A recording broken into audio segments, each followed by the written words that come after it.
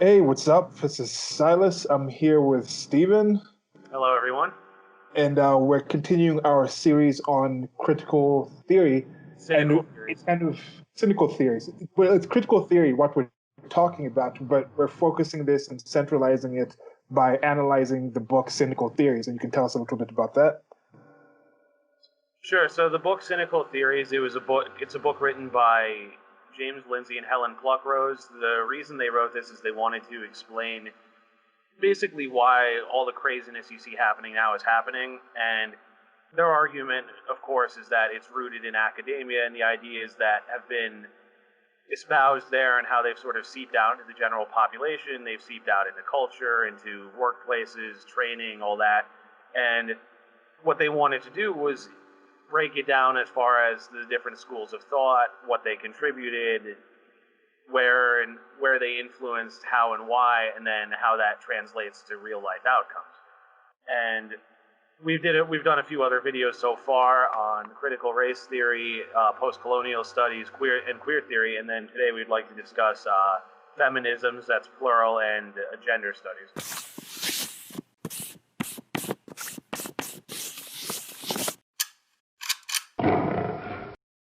Yeah. So we're going to start with that. We might get to the fat studies and recording that, but we're doing it in different parts. And with this one in particular, it has a lot of crossover with queer theory, which should be something that I've already posted when we actually listen to this. So there's one of the suggestions. I don't think you have to listen to them in order, but there is a suggestion where if you actually do listen to the one in queer theory, some of the things we talk about in here might make more sense. And I think, would I be wrong to say like the general ideas in queer theory kind of are also related to what exists in feminism and in the fat theories. It's more about the bodies and the perception of the identity of that body. Whereas I think with a race, that is something that is not really that much in one's control. Whether these, sorry, but these two are more about perception, right? Well, I'll sort of get into this in the discussions, but how some of the queer theorist scholars like Judith Butler did influence feminism, but there's also, notice I said feminisms plural, and the reason for that is that there are different branches of it, and those sort of went off in different directions. They have agreements in some area, disagreements in others, and it also ties into our video about intersectionality because a lot of feminists today do embrace intersectionality as well. Some also embraced post-colonial studies.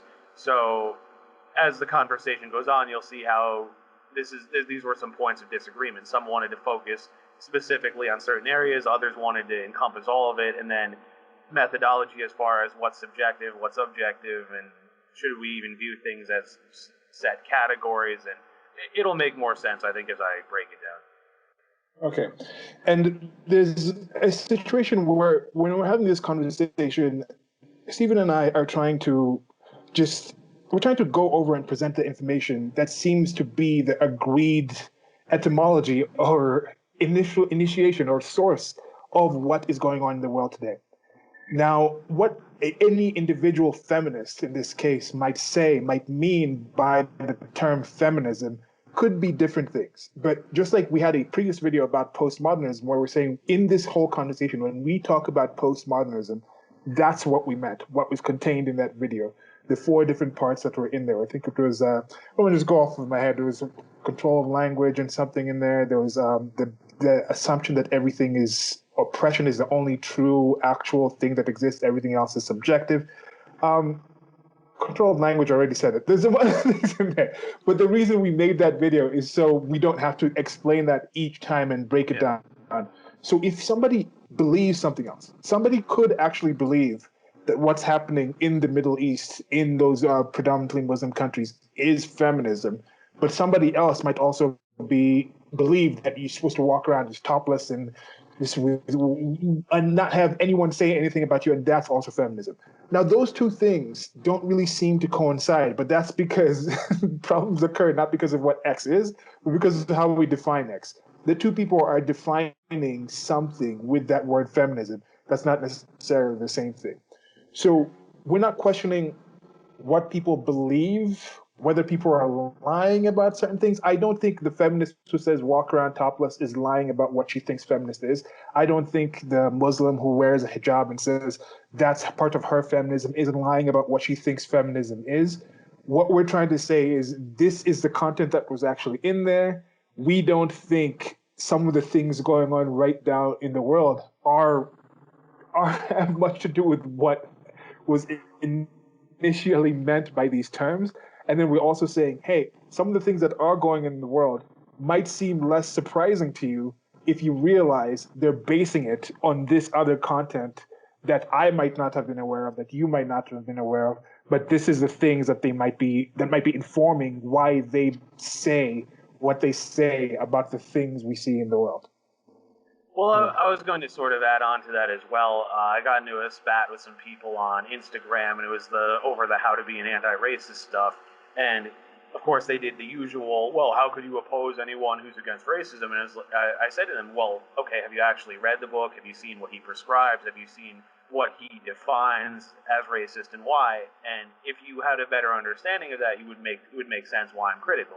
Because again, as I'll get into here, in the classical definition of feminism, for example, most people believe that. But the problem is it's what it's become, it's how they've defined things, it's what they consider problematic, or even the fact that they problematize everything. This is what we're inherently criticizing. It's not, oh, we're against people who want equal rights. So. Yeah. So this might be a sort of thing where some people might be like, okay, that's Old Testament. This is the Old Testament content of feminism, maybe, that some people in the they also talk about that. Are you going to actually have any information about the different waves or things like that? Some people might think there's different waves. They might think there's different sections.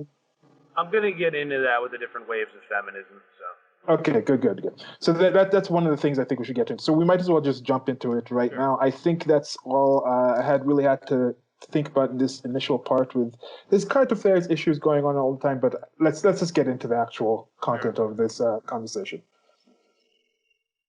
All right, so feminism itself has taken a lot of different forms. The term's actually been attributed to a utopian socialist called Charles Fourier in 1837. I think he wrote it originally. It was like feminism. It was like feminism with an E on the end, essentially. Let's see. The term itself started appearing more commonly and started appearing in movements in Britain and the U.S. maybe about the late 19th, early 20th centuries. People have debated how many waves this has happened in. People commonly talk about third wave feminism. Some people have wondered, are we in the fourth wave now? That's been debated.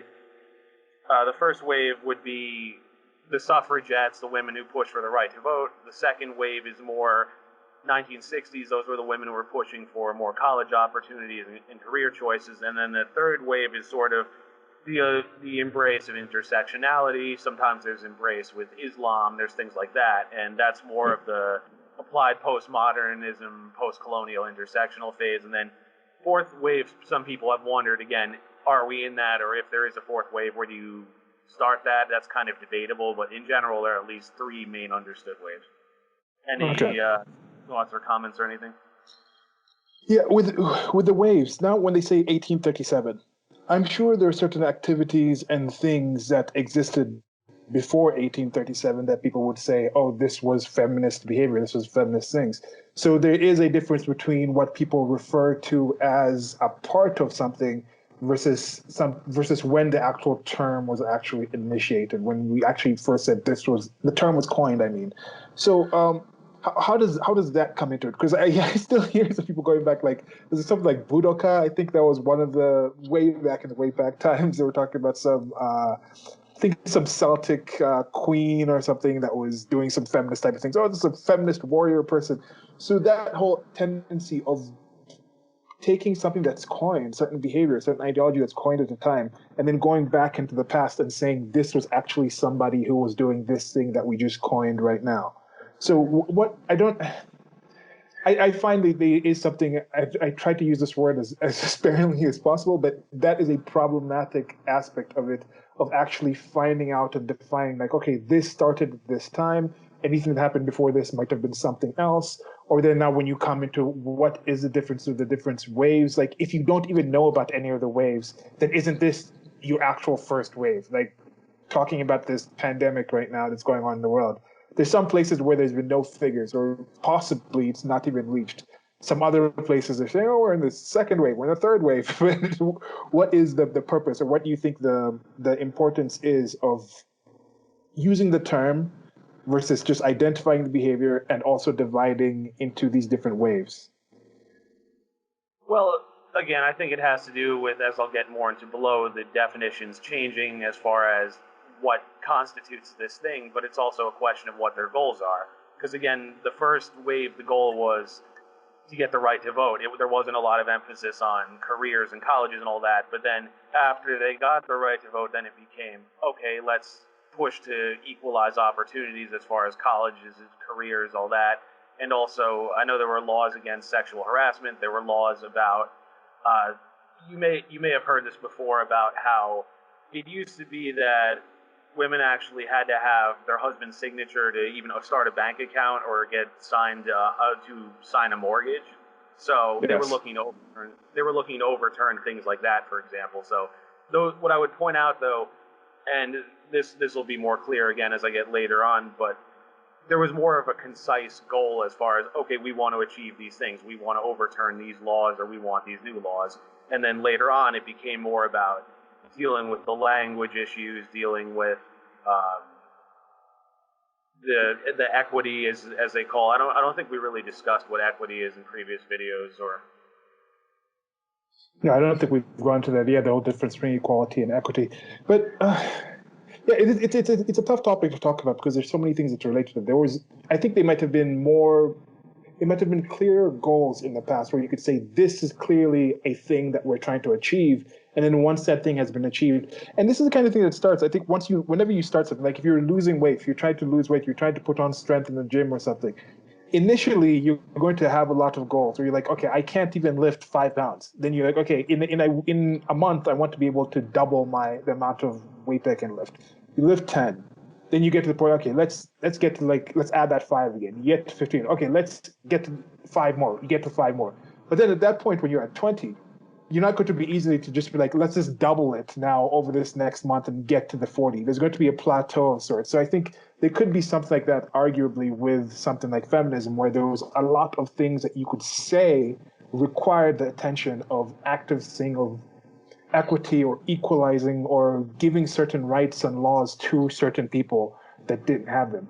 And that's part of my question is when people say we still have a long way to go, I'm like, legally, what is the actual difference right now? Where are the actual things where you can say legally a man is allowed to do this, yet women are not? And when you're talking about feminism as a political entity, as a political ideology, as something to do, be politically active about, what are you going to raise people up to actually go out and do?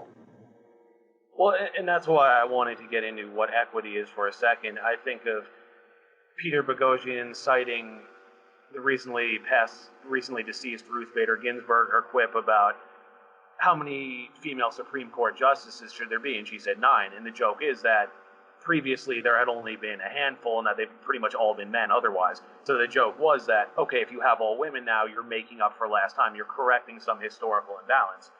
And this runs counter to the liberal tradition of equality of opportunity, where, okay, these opportunities are open to everyone, and then it's the best person gets it. It's, no, we have to bring about this equality by any means necessary because we're making up for some past grievance. And I think the problem with this, of course, becomes they see it as sort of the ends justify the means. While we have to achieve this quota, it doesn't matter how we do it.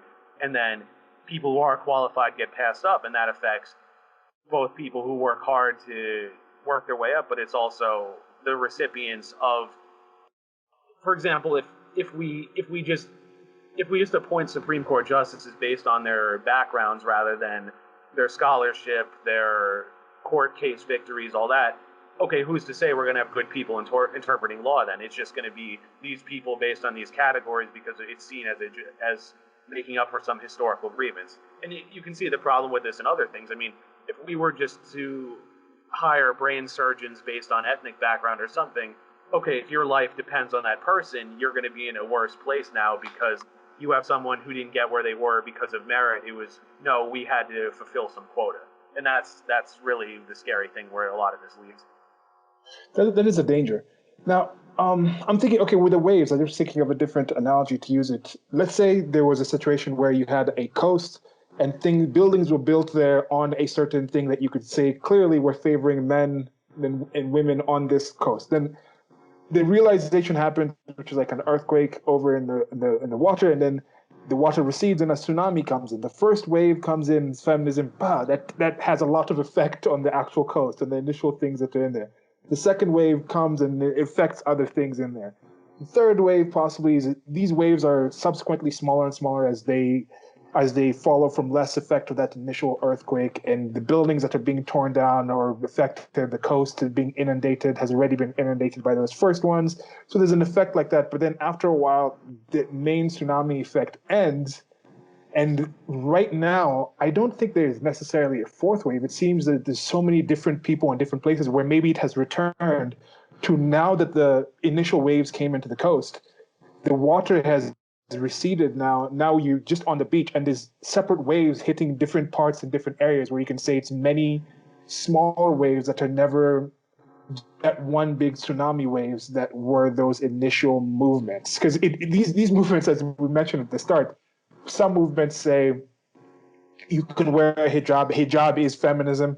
Some women say walking around topless all the time is feminism. Like something like that is the sex positive feminism versus like the traditional Muslim Islamic type of feminists. Like they don't really seem to have a single wave that they're on, and maybe that's because it's become more of a more open, more spread out, the ideology, whereas in the past it was more centralized to certain locations, to maybe 1 million women were really aware of this thing, but now it's global in different places, in different worlds, and different ideas being brought in onto that umbrella. I don't know. Well, I think, and I'll get into this more below, but I think a lot of it has to do with the original feminism took a more liberal approach, liberal in the classical sense. It was more about removing barriers to opportunity and all that, and that was something that most people supported, so those were obvious, clear goals. Get the right to vote, get access to colleges, get access to careers. But then in each one started taking different issues with different things, different ways in which to approach those things. For example, there's a big debate about sex workers where some feminists would see it as, well, if you're a sex worker, you're upholding the patriarchy. Other feminists see it as, no, it's your freedom, you're expressing your body as you see fit, no one can interfere with that. So they went off in different directions as far as what do we support, what do we oppose, and why, and I think that's why there's all these conflicting messages. Yeah, that's a question to anyone out there. If you do think there is a wave right now, let us know what wave you think it is, or what defines a wave that could actually identify this current situation as a wave. But with the whole equity thing, I just have a practical example. Right now in Kenya, there was a new constitution, I think back in 2008, if I'm not mistaken. No, I think it was after 2008. It was like maybe 2018. So no, it wasn't 2018. Sorry, I'll double check that. When there was a new constitution brought in Kenya, and there was something in the Kenyan constitution that said in certain positions in office had to have a gender parity rule where it could only be 2/3 of one gender. So if you had a position, a committee or something where it was like 3 people, it could only be 2 men and 1 woman or 2 women and 1 man. They said that was actually something that had to happen. Now, this rule had to actually be initiated after they gave them a certain time where they said, if you haven't reached that point, that gender parity, if you hadn't actually achieved gender parity in the government, the government was supposed to actually dissolve. And now we're at that deadline, and some people are saying, oh, you have to dissolve because you haven't reached the gender parity. And some people are like, okay, it's kind of unrealistic to do it in certain things because there's certain things where people can assign people. Like the president can say, okay, we're setting a committee that's going to look into, you say committee or committee? What do you say? I say committee. Maybe committee? I don't. Maybe that's an English versus American English thing. I don't know. Okay. The Constitution was in 2010, so I think I was. Okay. Did I say 2010 in the beginning? It seemed a lot. 2018, then 2008. Now it's 2010. Okay, it was 2010. It's okay, a decade ago. So that was 10 years to kind of get that down. So they did that, and with some positions where it's like, okay, someone says we're starting. Let's say the virus right now. We're starting a committee to look into how we're going to actually spread the money and get the research. So we're going to make sure the 10 people in this. So we're going to make sure it's like 7-4, or no, 6-4. So we at least do have the 2/3. That's good enough. That's close enough. Um, but if you have a situation where people are voting people into certain positions, where you have someone where it's like, okay, now the public itself needs to vote for senators and congressmen and mayors and things like that to come in and be representatives, you're going to get to a point where the public might choose to not vote in enough women, where you'll have 10 women out of the 50 people. So those women will be on every single committee, where you have men who might be able to actually do well in those committees, but you're going to kick those men out because you have to put these women in. Yeah. There might not be enough women. There might be some sort of limit where you say, we can't have one senator be on every single committee because it's just too much power being put to that one senator. So now you're getting to a point where they're going to have certain locations to actually get this number, where they're going to have to say, okay, in Machakos, if we have people running for office, all parties involved will have to say, we're not going to run any men, just so we can make sure we have enough women coming in. They're going to have certain seats where they say only women can run in this county. The voters can only pick for women. And that is sexist. That Yes. is a horrible situation. That is limiting what people can actually choose. Because if people try to run for a position and the people choose men over women, who are you to say? I mean, it's a tough situation when you start bringing these kind of affirmative action things. And it's like a practical thing that's happening in other countries, where you're seeing the United Nations is pushing this in other countries. And I haven't seen this happen in the United States of America yet. But as I mentioned, this is something that was actually in the Constitution of Kenya. We talk about how some African places are patriarchal and sexist and racist and all these kind of things. But yeah, I guess for some women, they would consider that to be a lot more pro-feminist than a Western country. But look at the issue that's coming up with. Maybe they want to change people's minds in a different way. But I don't see the benefit of making a gender parity rule like that whatsoever. Well, I think of even, I mean, it's more race related, but there was that thing a few years ago where with Howard Dean, I think he was governor of Vermont, where he was asked by Al Sharpton, why don't you have more black people in your cabinet? But you know how much of Vermont is black? It's 1/2 of 1%. Yeah. So it's just realistically, why is he going to have a lot of black people in his cabinet? And then it's either he's going to have to settle for people who may not be qualified or have to seek people from other states. But then why are you going to appoint people in your state government that don't even live in the state? It makes no sense. So it's this whole theoretical idea that just doesn't make sense when it's actually put into practice. And I don't know if it's just the whole ivory tower thing. These are just academics who kind of live off in college and don't really deal with the real world. So they think this sounds great, but they don't know how it would actually pan out. I don't know. I mean, I try to take a charitable approach and believe, okay, some of these people do want to help people and address certain historical grievances, but at the same time, this doesn't pan out well practically. I'm trying to understand how they believe that, because that's why I'm saying it can't be a single wave. It must be separate waves. Because you have some people who say men and women are the same. They think the same. That's why it shouldn't matter that we should that certain men happen. That's why if men and women are the same, then it would mean there's probably something in society that's making certain things be more women and certain things be more men. So if you say in this field it's a lot more represented by men, but women are exactly the same, so why shouldn't it be 50-50 or 51-49? Because that's actual. Is it 52? Depends on the country that you're in. If you go to China right now with a one-child policy and then preferring men because men are supposed to take care of their parents when their parents retire instead of Social Security and things like that, you have an imbalance there. But anyway, so you have that situation. So you say women and men can do that exactly the same, so we just need to make sure it's 50-50, then we have the equity, we have that parity, we have that equal representation.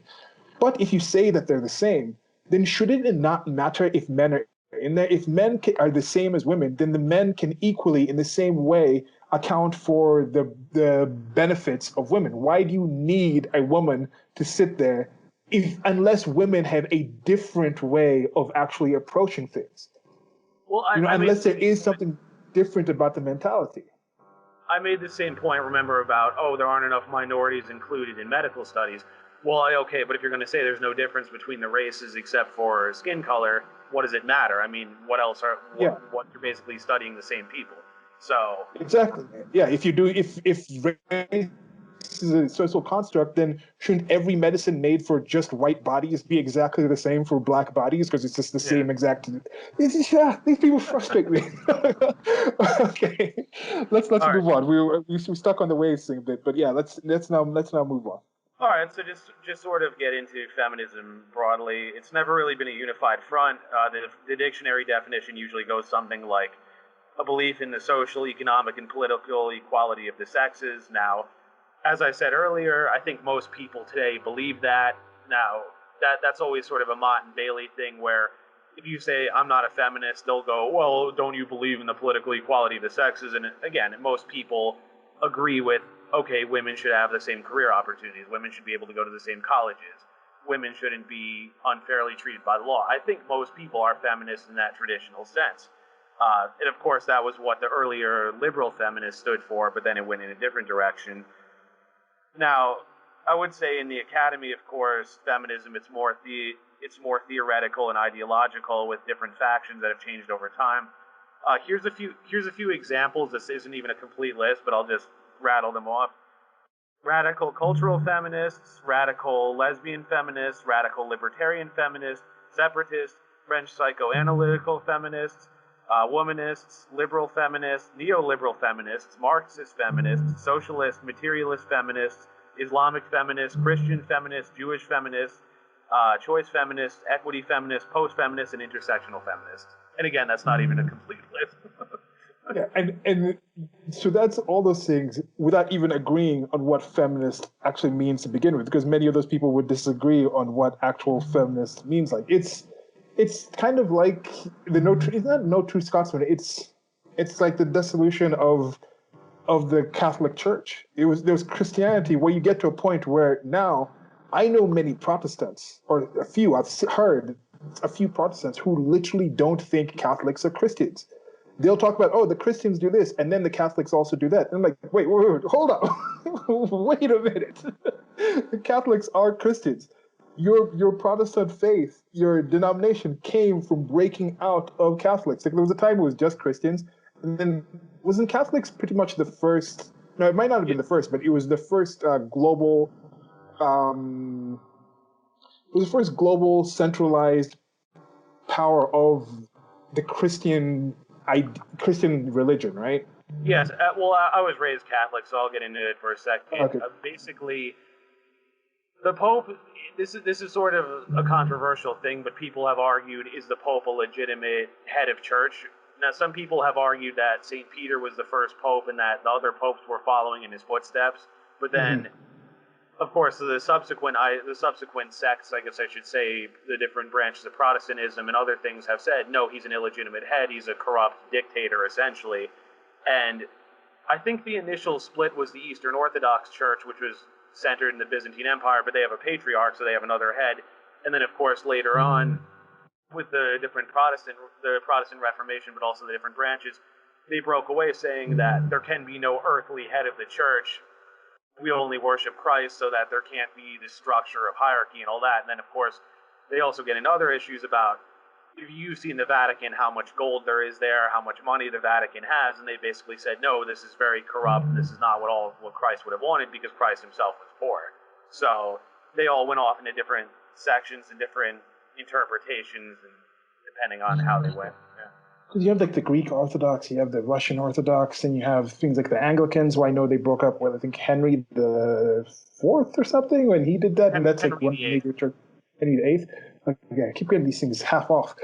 Okay, so you have that kind of situation where now they've broken apart, where someone can look at the head of the Anglican Church, somebody who's a Lutheran, for example, or an evangelist in the countryside of the United States of America, and say, I am a Christian, but I don't accept anything the head of the Anglican Church says. And I think that's a similar thing that you see in feminism and a lot of these other things, where somebody will say, I'm a feminist, but if you quote something that Bell Hooks said, I don't actually believe or acknowledge her idea of feminism. Like, she might identify herself as a feminist. A lot of other feminists might think Bell Hooks is pretty much dogma, what she says. but you're from a different denomination of feminism that does not really accept that part of it. So I think that's kind of a situation that's a bit difficult in how we approach and talk about something where somebody might say something, and what the Lutheran thinks about salvation is not necessarily the same as what an evangelist or a Baptist thinks about salvation, what the steps to take towards salvation. But they all say they're Christian, they all believe in certain basics of it, and that's what we're trying to say. Like, if you don't believe in these things to begin with, how can you really still call yourself a feminist? And Yeah. that's kind of what we're going over here. Okay. Oh yeah, So one more thing. Sorry, one last thing. They was talking about the different things. Like, they all women's schools and things like that. Would have you heard people who support the dissolution of that? Who say, okay, let's not have these different things where there was a time, once upon a time, men were the ones who were the only ones allowed to go to schools. So now we should make sure there's not something like Sarah Lawrence where there's like all female schools. We should make sure that's not a thing anymore because that is as sexist as the whole idea of saying the sexes shouldn't be in the same location is bad. Have you heard anyone say that in the name of feminism? well, no. One thing that's interesting, though, is that there are those feminists who say that women should run everything and the world would be better. But I've also seen pushback from some feminists about that, saying that, no, I think women can be just as nasty as men. And it's not like, okay, if women ran everything, everything would just be peaceful and we'd all be friends. Okay. All right. All right, so moving on. This talk is mostly going to focus on four branches of feminism, broadly speaking, and even there, these split into different factions as well. Liberal feminism, radical feminism, material feminism, and intersectional feminism. Liberal feminists were dominant during the second wave from about the 1960s to the 80s or so. Christina Hoff Sommers was a second wave feminist when she was younger because she was one of those pushing for, again, access to education, access to schools, all that, laws about sexual harassment. I know Helen Pluckrose is actually one of the authors here. She wrote a good piece a few years ago where I think the essay is actually called "Why I'm Not a Feminist," but she talks about how she has deep ties to feminism because she remembers being a toddler with her mom in England, actually going with her to marches where they pushed for things like women to be able to have their own mortgages, women to be able to have their own bank accounts. So these women were sympathetic and even part of the second wave, but when things went off the rail, they said, no, I don't want to be a part of this anymore. Yeah. And there was also the inverse where some of those things also came with like a responsibility. I know there was a time back when women weren't allowed to own property. At the same point, if you happen to have a wife who went out and somehow got some debts, went to a store, damaged some goods or stole some goods, the woman wasn't the one who was sent to prison. The husband, who might not have even been present, would have been the person who was sent to prison or told to pay restitution. Yes. So again, liberal feminism was more about expanding rights and removing barriers that were previously imposed. Again, by the dictionary definition, most people today agree with the liberal feminist approach. This is something I always laugh about because we know some very traditionally minded people, but I don't know anyone who's saying women should be barred from colleges, women should be barred from careers. I don't know anyone who's advocating that. I think most people agree by this point. Yeah, I haven't heard people who say barred, but I have people who say if given the choice, they might be happier doing other things. And in some cases, I think I agree. I think there's a lot of things men out there do that I wouldn't want to do, let alone things that women do. But yeah. Well, again, I think most people believe they should have that choice. Like, I know some women who have chosen to stay at home and they're proud to do it. They say, look, I want to be a dedicated mother. But they acknowledge that women should have the right to work too. They're not saying, no, women should only stay home. That's what they're trying to do. Yeah. So the materialist and radical strains were more popular in activism and scholarship. Materialism sort of comes out of Marxism, basically focusing on how capitalism and patriarchy work together to hold women back. The radical feminist approach was similar, but it was more extreme. Of course, it follows the Marxist framework of everything is oppressor versus oppressed. Men are oppressors, women are oppressed. Everything is framed as men versus women. Their goal, the materialists seem to be a little more about addressing imbalances, whereas the radical feminists are more about overthrowing the system completely. So, like the socialists that they were influenced by, they were about, okay, let's destroy the system and set up some ideal where everything's equal. So when you see things like smash the patriarchy, that comes from radical feminism. It shares a lot of similarities to Marxism, as you can imagine. Again, these three branches generally had splits and subdivisions. The liberal feminism took more hold with the general population. Again, I'd say most people today are liberal feminists, but the other two, material and radical, took hold more in academia. In the late 80s and early 90s, the advent of intersectionality and what the authors have called applied postmodernism took hold. So this is where you started to see the integration of feminism with things like intersectionality, post-colonial studies, and it started emphasizing other factors too, such as trans rights and different other. It tried to tie other oppressed groups into feminism to try and integrate it as one sort of cohesive school of thought. Any questions or comments? No, so that was liberal feminism, materialist feminism, and feminism. Yeah, no, not necessarily. I think that now again, I'm trying to find different. Could this one now be a thing where it's like the Abrahamic religions, where there's like Judaism, Christianity, and what's it called, and Islam, where are they also related with time wise? Is there was liberal feminism the initial one, the materialist and radical feminism has been last? Is there something with the way, the fundamentalist nature of it? Maybe each one of these other branches had their radical times until they gained more social acceptance. And in order for something to be more socially acceptable, in general, it needs to be more lukewarm, where liberal feminism is the one where it's more just ideas and talks and things like this. So we're trying to make these incremental changes here and there, like, yay, women, we're to wear pink and things like this, whereas material feminism is more like the discussion of it, like. So if you can excuse me here, I continue to have some issues with my ISP internet service provider, and it creates some skipping and some shortening. Here I was just trying to compare the three different parts of feminism to the three different parts of Abrahamic religion, and just think about the stages they're going through. There's going to be a few more of these. I'll just be posting up this image of Femantis when there's a skip. Back to the video. These are the things in the structure where feminism is more of the activist part of it, where go out and destroy and do something, where it's kind of just different years of the same kind of thing, where no, but then with the general things about radical feminism, there's no kind of end goal where things are peaceful, right? If he says it's based off of that establishment of, we talked about the connection between Marxism and postmodernism, where the Marxism doesn't necessarily have the everything is oppressed, but they talk about the power imbalances.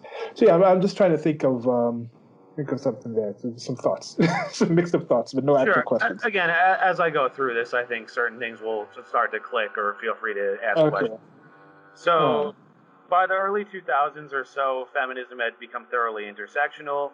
Judith Lorber, who's a professor of sociology and gender studies, wrote in 2006. She basically described the four tendencies of this paradigm shift.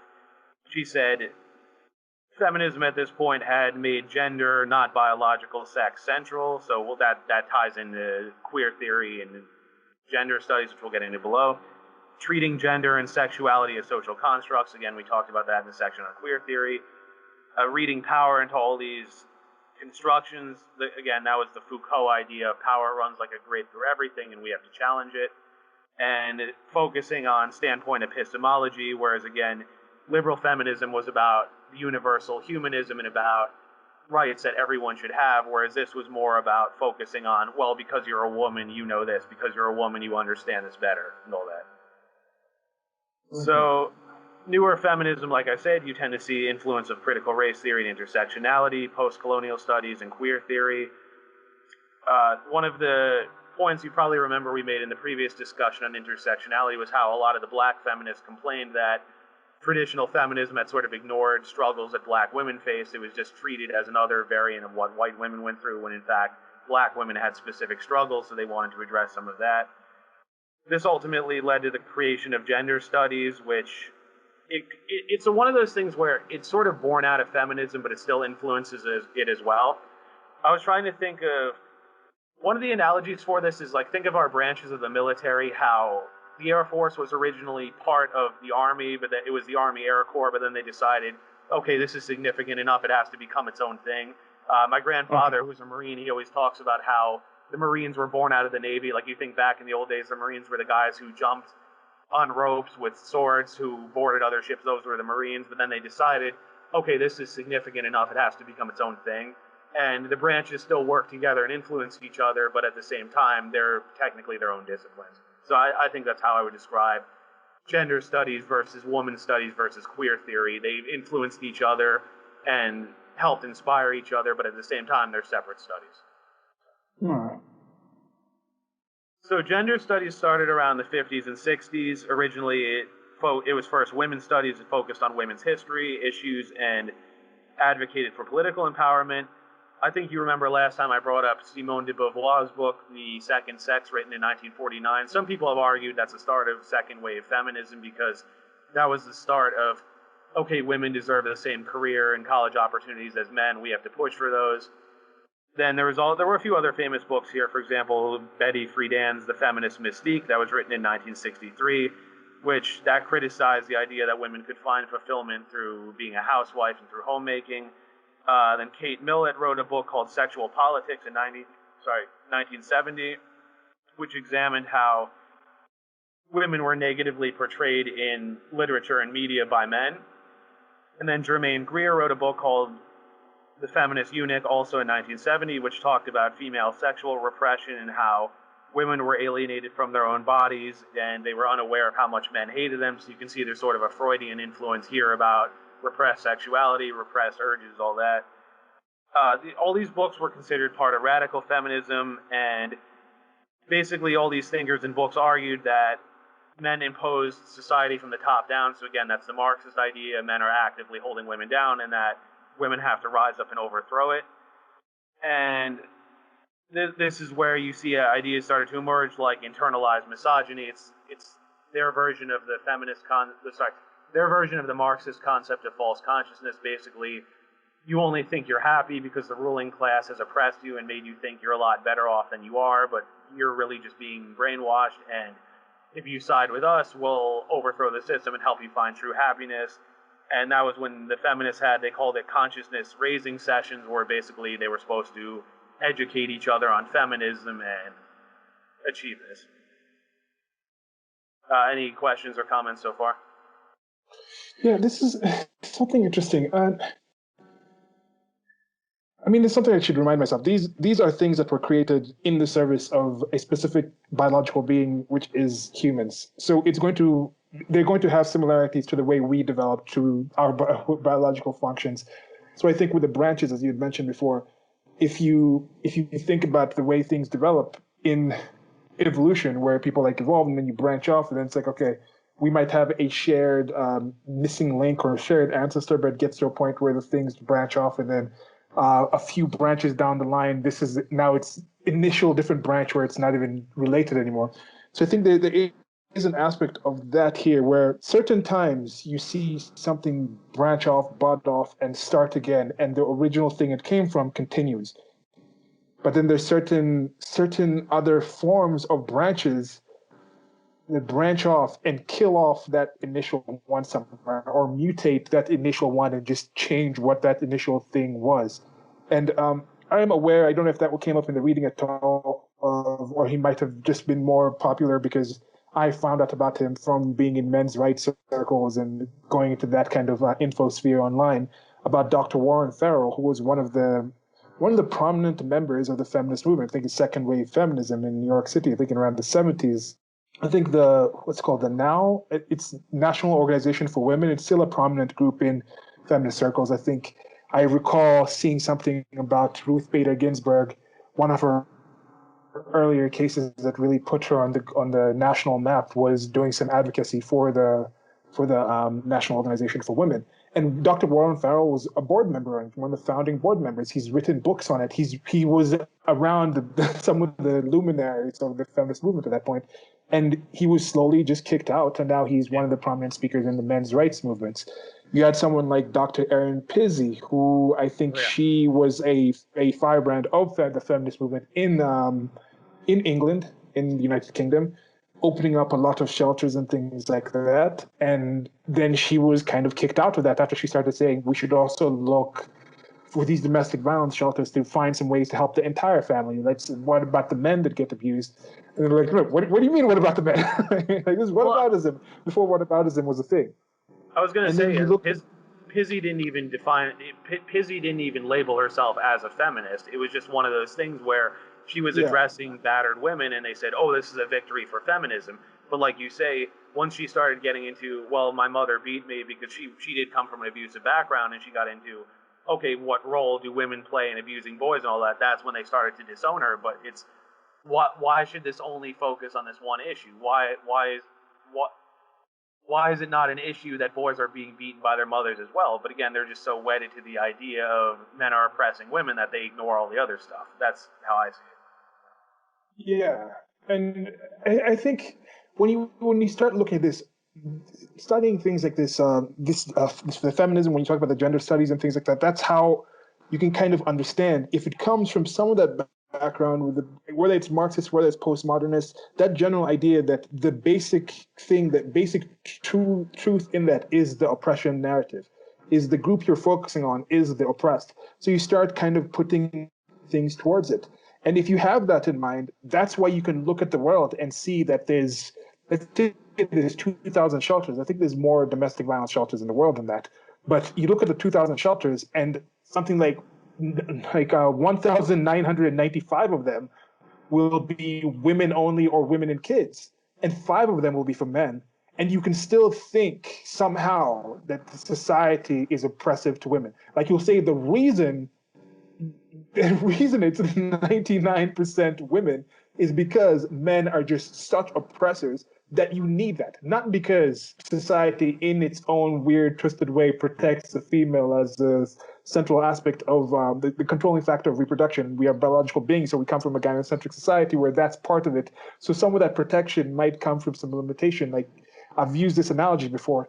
If you buy an action figure that you're really protecting, that you really have really high value of it, you're going to just keep it in its case, put it up on some shelf somewhere, or put it off in some attic and be like, I'm going to keep that there. That's going to limit the actual ability of that action figure to actually do things and move around, to do what the action figure can possibly do, to bring joy to people playing with it. Because you're hiding it off in that attic, you put it in that protective group. Whereas you have something that you don't really care about. Those little toy soldiers and things like that. They might be limited, stuck to one thing, but then some kids come, they play them in the dirt, they do all these things, they do all these other things, but then occasionally they throw them in the microwave as well. So there's certain dangers that they're put into. They might be more limited, they might be more used, they might be more in the society, inactive, in use, but doesn't necessarily mean that those plastic things are more valued than the toy you have on your shelf in the protective actual case. So I think there is an aspect of that where there's a mix-up, but because it comes from that basis of always trying to find that oppression narrative, and you're focusing on the group and you're saying, this is the. So what I'm trying to get at here is the consistency that's being found here is focusing on the oppressed. You already have an identified oppressed, a protected group, so you figure out how that group is being oppressed. Women are being oppressed. That's what we know. So we need more shelters for women because they are the ones being victimized. Black people have disproportionate numbers of arrests or higher levels of arresting, so that shows that they are actually the ones being oppressed. If you applied the way they were looking at black people to men, then that would happen. But then the men themselves in that oppressor narrative are never really considered the oppressed compared to the women. So you have to look at it in that way. That might be what lies behind looking at that discrepancy in domestic violence shelters and then saying, yeah, that's proof. The fact that there's 99% is proof of male dominance, of male violence, rather than anything else. Well, again, it's the same reason I've been critical of things like How to Be an Anti-Racist, because the author Ibram Kendi says that everything is racist or it's anti-racist, that's it, there's no room for debate. Any disparities, that's racist, there's no room for debate, that's it. And of course, anyone who delves further into this, okay, there's a lot of these differences are more class related, a lot of these have to do with parental income, access to school, so these are real issues, but they misattribute a lot of the cause and effect, and then they set it up in a way where you can't question the cause and effect. And if we can't do that, how do we solve these problems? And that's one of the major issues. Yeah.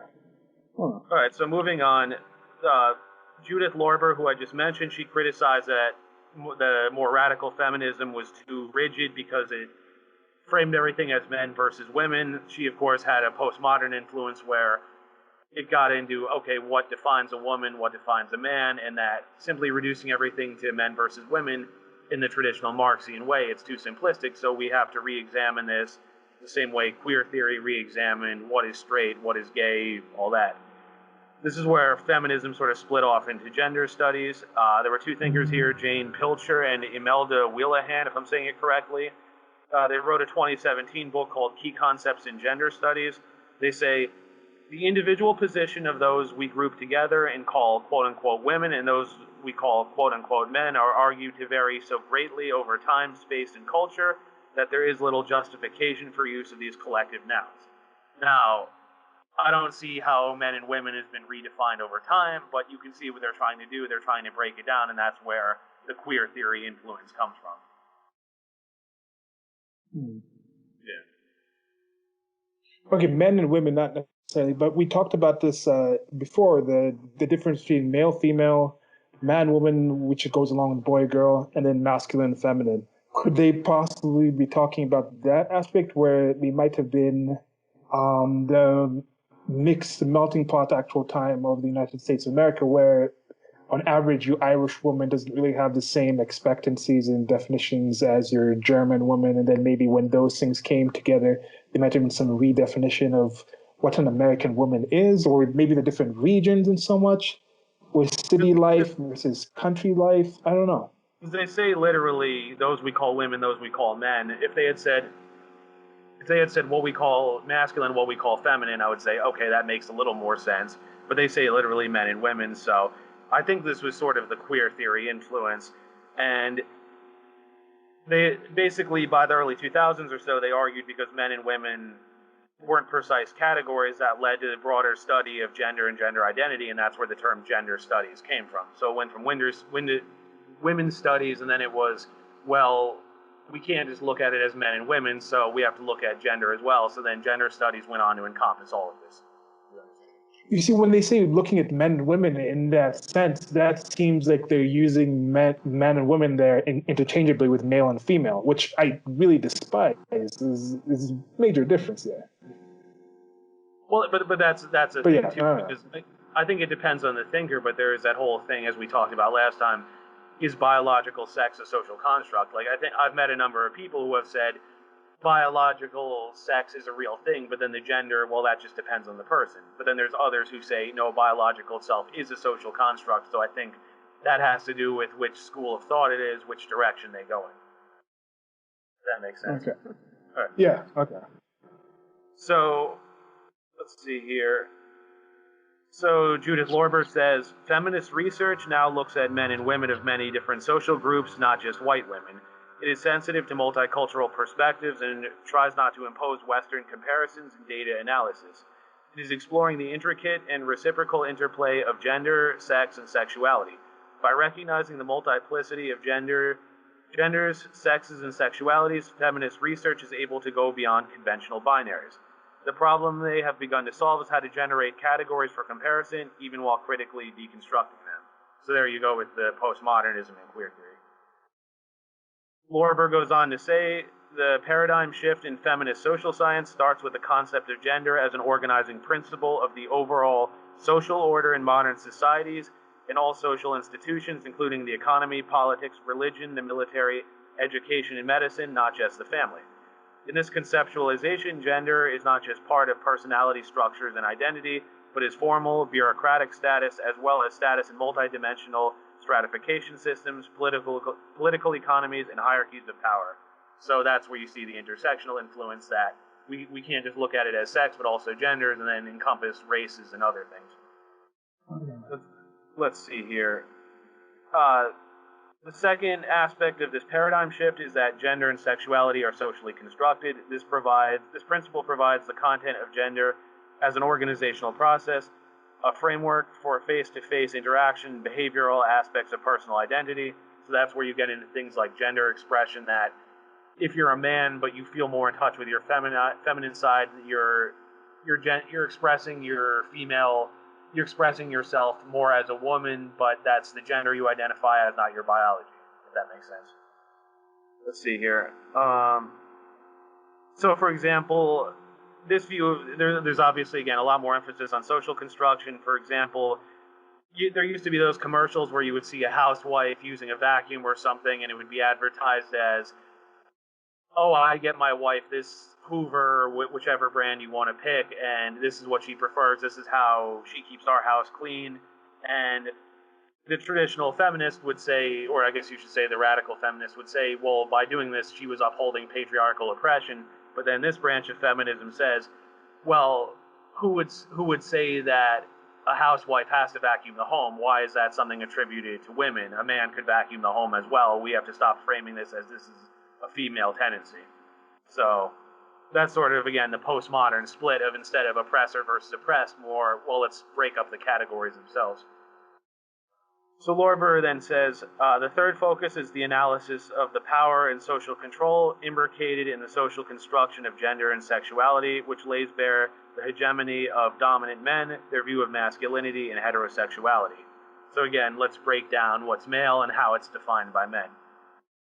So what's interesting here, and sort of the way it splits, is that from the 80s on or so, they say that Simone de Beauvoir's influence was still pretty strong, and the radical influence was still strong as well, but at the same time, there's a more postmodern approach. And I've sort of seen this today in dialogue as well, where I've talked to radical feminist types who say smash the patriarchy, men are bad, all that, but then they'll start talking about non-gender binary, how there is no strict gender binary, we don't have to do that. But I think that's where these ideologies sort of clash, because it's like they're trying to uphold aspects of radical feminism, but at the same time trying to bring in social constructivism. So the attitudes and their arguments start conflicting with one another, because it's like, how on the one hand can you say men versus women, then how on the other hand can you say, well, there is no strict gender binary? How can both those be true at once? And I can't seem to find a concise answer for that. Well, is it the fluidity where, since you can identify, since they also think men can give birth, then technically it's more about how you can identify. So if you identify with whatever they want to define at that time as a man, you have entered to bad.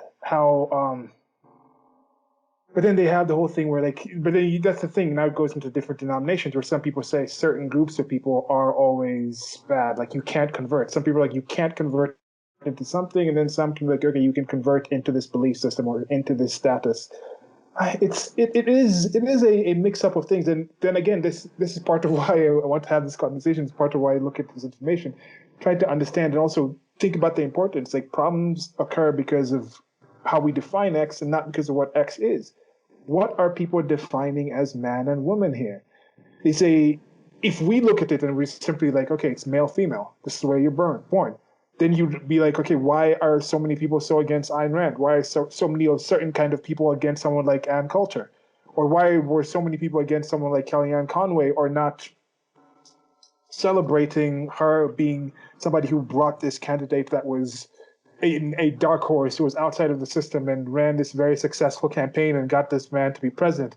But maybe it's because they think it's not really about just her chromosomes. It's more about who she identified with, and because of the vehicle she was heading, she was technically as a man in their mentality. Again, I think it goes to that whole thing about having an authentic consciousness. Like, they would say that somebody like you has an inauthentic consciousness because of your political views, because of who you support, all that. But then I think they would say somebody like Erin Pizzi has an inauthentic consciousness because she wants to focus on women and men, whereas if she were a true feminist, she would just focus on women. I think that's sort of the path they're heading down. Okay. Because you take it to the level of absurdity where you can say Donald Trump could all of a sudden start identifying as a woman and then claim to be the first woman president of the United States of America. Like, would people accept that? People who say you can switch over, and maybe they would. Maybe there's a certain level of transitioning that he'd have to do.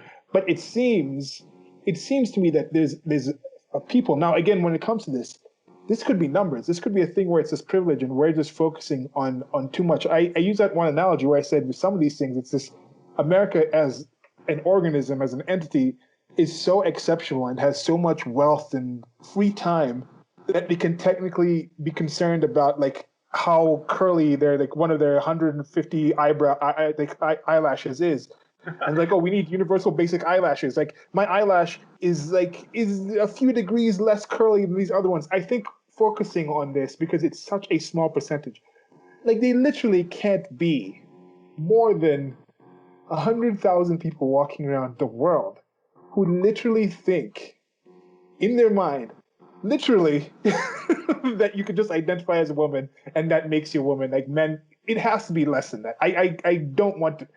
I find it hard to believe like this is really something that is like tens of millions of people who truly believe you can just identify as a woman and be a woman.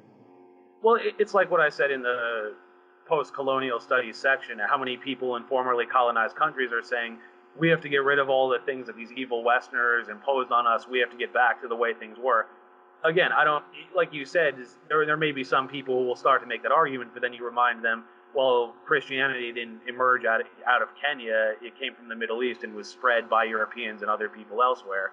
So it's one of those things that people may have certain sympathies to, but once they actually think it through, can they follow through with it? I don't think realistically anyone could.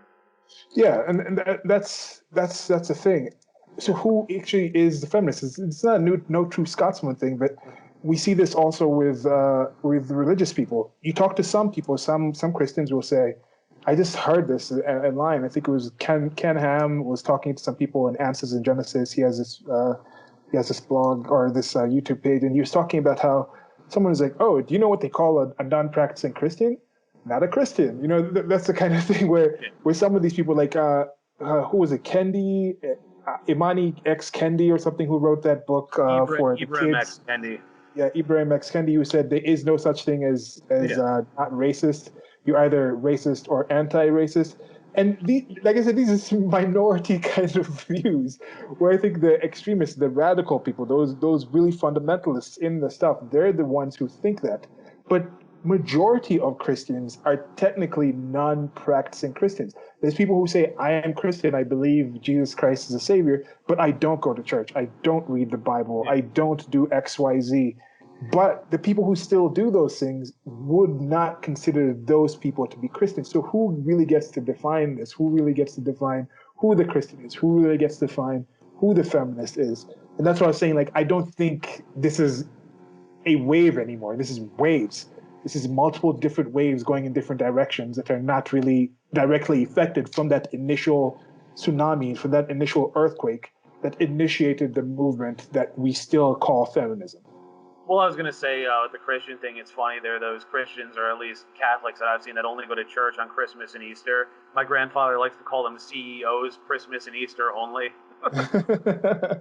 Yeah, I mean, so yeah, that's those kind of people are out there, and you talk to those people, they're not the ones who would try to excuse like Exodus 21, where you're talking about you can own slaves as long as you beat them. That part, they'd be like, no, we don't believe in that part. That part's bad. They haven't really gone too deep into actually thinking like, why do I believe a being is good who does this? Yeah. So when they come down to the actual basics of some of these things with feminists, I don't think they really think like, oh yeah, that person, Donald Trump can literally just do a few things and identify as a woman, and as long as he says the right things, I would consider him a woman president. But they literally are, I think, at least 100,000 people who would believe Donald Trump could become the first woman president if he somehow transitioned over these next 40 days. Like it's crazy to me that can happen. Well, it's also, too, I mean, maybe I'll talk more on this below, too, but there's TERFs, trans-exclusionary radical feminists, and I learned recently, too, I didn't know this, there's SWERFs, sex worker exclusionary radical feminists. You see, like when you say there's that, sure they are. I'm sure there are people like that. But how many is it? Is it like 10,000? And if it's really 10,000, like what are they gonna? What's the effect they're going to have? Even though that 10,000 might technically be as many as they ever were identified feminists in that initial first wave. It was 10,000 in a few areas who are actually doing that. But those 10,000, there's no possible way they'll have a knock-on effect that's as significant as what the initial suffragettes, for example, did. Like I'm just mentioning that for a sense of perspective that helps me as well, because some of these things, in the past, I would be like, that is crazy. Like, why are people thinking this? We really need to speak out against this particular thing. But understand it's the thing in general. Try to establish why the people believe this, how many people believe this, and what you actually think the knock-on effect of this is. But these are hopefully points that if you actually meet the minority of people, the few people that actually do think these things, these are some of the questions and things that you could actually ask them and see about it. Yeah. Because I've seen radical types who take either position. I've seen them who say, well, trans women, they can't be feminists because they weren't born women, so they don't know what it's like completely. They only became women later, but they chose to do that. And then other people would say, well, no, but trans people face more issues because a lot of people see them as freaks and that they have to deal with that on top of it. Now they're women as well. So there's sort of that split where it's, okay, which way do we go here? Yeah, because they're making an assumption that there is such a thing. There is such a thing as a feel of woman. Yeah. That's why women specifically need to be in certain positions. So yes. If there is a feel of woman, that feel is something that could technically be felt by non-women in some way. If there is something independent from just simple biology, if it goes beyond just biology, then that feel should technically be something that someone else can attain. Yeah. So it's weird. So Lorber has one other point here. She says, fourth, feminist social science has devised research designs and methodologies that have allowed the standpoints of oppressed and repressed women throughout the world to come to the forefront, in which reflect increasingly sophisticated intersectional analyses of class, racial ethnicity, religion, and sexuality. So again, it's trying to incorporate intersectionality and queer theory. Some have argued, I think one of the things, and you sort of got at this with your earlier statements, is that liberal feminism was kind of a victim of its own success. It's one of those things where it solved the big problems. Okay, now what? And one term for this, I've heard it from Douglas Murray. He didn't come up with it, but someone else did. It's called the St. George in Retirement Syndrome. Have you ever heard of this? So, no. Do you know the story of St. George? He was the saint who slayed the dragon. He was actually my confirmation saint, by the way. The belief... the belief was that there was a dragon in Libya that was eating people, and it was basically demanding captives, but St. George went and slayed it and rescued the king's daughter, and the king was going to give him all these... and the king was going to give him... I'm sorry, I mean, because when some people laugh at some of the things people say today, and I'm like, you guys realize, like, dragons and stuff is canon in the Bible. Like it's literally like talking donkeys. And so this whole idea that people are panicking at the state of what people say right now, like, don't worry, guys, it's okay. We used to believe some crazy stuff back in the day. Like I went through. Okay, sorry. So go. It's okay.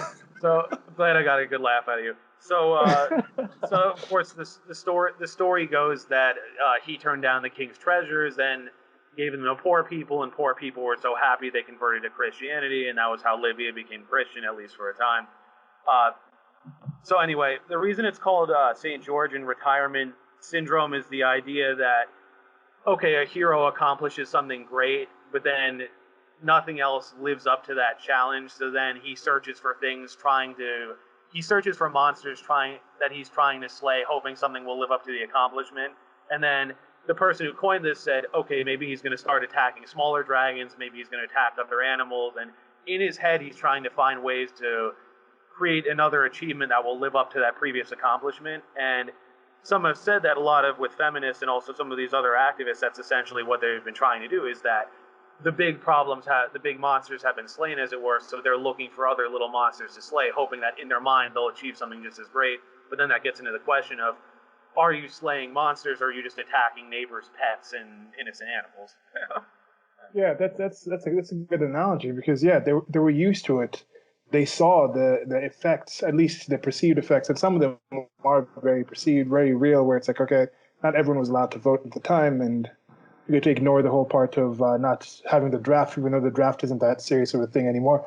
But I guess it was serious enough to be involved in something like Vietnam. But anyway, so you have that kind of situation where people were more enamored in the slaying, in dragon slaying, in the action, in the violence, rather than why the dragon was an issue to begin with, rather in the existence of this supposed dragon. So yeah, and the thing, but I wonder what was the dragon, and that might be a good analogy to use here because also in the past, this is a question that I've asked because I used to be one of the people who said like, okay, the first wave was really useful, the second wave maybe, but then these other things, but then like. And Karen Strawn makes Girl Writes White. Karen Strawn, she has a lot of excellent videos on these topics, and she actually makes the case as strong as seen anyone make it, where in the past that may have also been a dragon. Yeah. They may not have actually been because in this story of Saint George, was it Saint George? Was it? Yeah.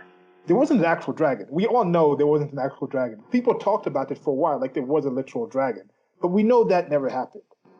The dragon never existed. So in the past, there were actual issues. But was it ever a dragon? Was it something that was probably going to move on by itself? Were there actual reasons? Was there ever any actual, we as a patriarchy are anti-women, so we need to slay this in men? I don't think that's a thing because I do think we're a gynocentric society. We might lean more towards one or the other, but I don't think there was ever a, we hate women, so this is why we're not letting women vote. Yet that seems to be the dragon that people think still needs to be slayed. They thought there was a dragon past then. They think that dragon is still, other dragons are still alive that are based on hate women. And so I think the hate of women is that metaphorical dragon, where that hate of women hasn't really existed at that grand of a scale that needs any actual slaying. It's more like what do you think was that dragon? What do you think actually initiated that story? Like, do you think there was ever any actual thing out there? It wasn't a Komodo dragon. I think in general, part of the myths with dragons was people used to find dinosaur bones and like, what is this? And they thought there was some old dragon, but I don't think there was ever, and I don't think anyone actually believes there were actual literal dragons back in the day. Some people might, but yeah, I don't know. It's confusing. Because remember, Douglas Murray is British, and that's actually the patron saint of England is Saint George, and that the white and red flag is Saint George's flag. So that's really embedded in their history. Yeah, I did not know that. Yeah, so that's the thing. Like, how many people are waving that flag, proud about what it stands about, without actually understanding that? Yeah, we're waving something about a saint that killed dragons, and I think that might be a similar thing to feminists. People are waving the feminist flag without really understanding the core content of it. People say, I'm this. People would say they're Christian without ever having read the Bible, not knowing that there's more than the 10 Commandments, if they even can even recite the 10 Commandments, not understanding that there's really not much written in there about hell. So how much of this content is actual content? So yeah. Yeah, well, the flag of Great Britain, it's the flags of the different saints. Saint Andrew is Scotland. It's the white and the blue because I don't know if you know, St. Andrew was supposedly crucified on the X, like his arms were up like this. Okay. Then St. Patrick, of course, is Ireland, and I forget what Wales is, but Great Britain's flag is a compilation of all those flags put together. So that's the thing. And the other thing, too, I always thought was interesting about that is none of those saints visited those countries. St. Andrew was in the Middle East, St. George was in Libya. None of those saints actually went to those countries. That is interesting, but yeah, Christianity it was in the Middle East. It's a font of a lot of things. Like that's is a question I've asked people. Christianity did start in the Middle East. It did start by the Semitic people. It is part of the Semitic culture, language, and things like that. So, is being anti-Christian technically being anti-Semitic in some sort of way, or has Christianity changed so much that it's not really anti-Semitic anymore to be against Christians? But yeah. Coming back. Let's continue. So, have you heard of a book called When Prophecy Fails? No. So the authors mentioned it a bit here. I've sort of skim read it. I may pick it up again at some point. It was written by three people. Their names are Leon Festinger, Henry W. Rieken, and then Stanley Schachter. It was written in 1956. Now, these authors were the ones who came up with, or at least developed, the idea of cognitive dissonance. And what they actually studied was, in real life, they studied various UFO cults at the time, but earlier on in the book, they talk about various Jewish and Christian sects who either believed the Messiah was coming or that Christ would return. And then they explained how when the prophecy didn't pan out as expected, they would come up with some explanation as to why. For example, we got the year wrong, we got the month wrong, oh, it's going to be next century. So they would make some unfalsifiable claim to sort of get out of the fact that the prophecy didn't come out as planned. And then with the UFO cult that they actually studied, like I think they actually went and spoke to people, they argued the cult said that the UFOs didn't come to Earth because God decided to spare the planet as a result of the cultist faith, essentially. So the authors are sort of drawing similar comparisons to feminism, sort of to use your dragon analogy of they're convinced the dragon is there, and then when nothing happens, they come up with some rationalization. Oh well, no, this was sexism. Well, this was sexism, and it's like for some reason they can't accept. Okay, things have gotten a lot better. Let's focus on other big problems. It's no, we have to believe this problem is there, and then if things don't pan out accordingly, they come up with some rationale or justification.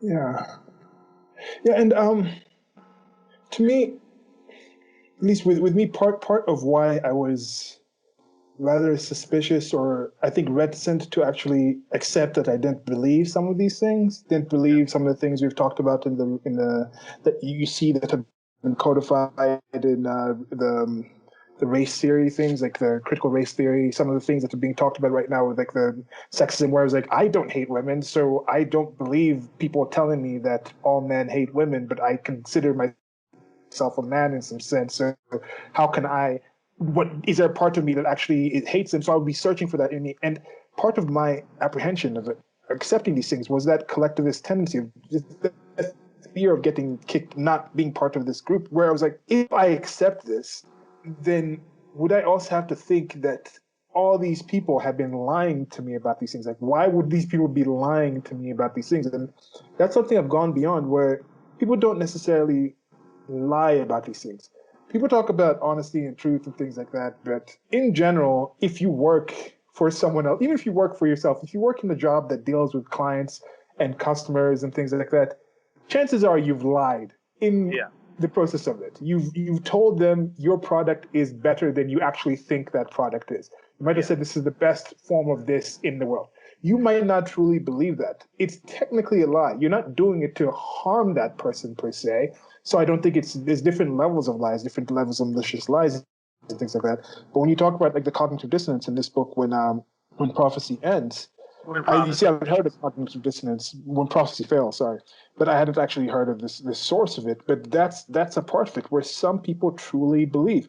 When people were telling your parents, or when you were being baptized and they were being told about that, like at that point, did the person who was baptizing you literally think a dragon existed? I don't know, but if they now accepted that the dragon never existed, how much else would they have to question about St. George?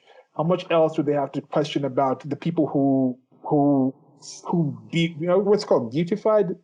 What's important? Beatified. Beatified. Yeah. What would they think? We'll have to question about the system that beatified this man based on something that now they admit is not true. Like, I don't think the Pope would literally say dragons existed, but if the reason for his beatification or whatnot was that he slayed a dragon, would you have to go back and now undo his sainthood? And then now everyone who, like you, was baptized as him as a patron saint, would Britain itself have to take him down because there was false pretenses? So there's all these things where I think there's those kind of scaffolding, those kind of things that are built on these things in your life that might be preventing you from, that I know prevented me from accepting certain things as lies, as false, and accepting my own doubts or accepting my own beliefs into things that are like, somebody says this is wrong, but I have seen this is true. Let me accept this. This might not be accepted by pretty much everyone I know in my life at that point in time. And I'm not going to say it's easy. There was some rough points there. I did lose certain connections and associations. I said, connections and associations. But since actually accepting to trust my view of reality and welcoming skepticism and valuing the truth and honesty and getting as close to what actually is, asking these questions, it has made my life much better since getting to that point. So I'm just telling you, I don't see even. I'm trying to get this in the right way, but some of these things that we've talked about in these different things, do you think the world they speak of is better if that was actually the facts of the matter? or do you think it would be better if this wasn't the case? And in many of these, I think if oppression wasn't the only true thing in the world, I think the world would be better for it. And I think realizing that has made me happier and made me more optimistic about just the nature of humans and future and things like that.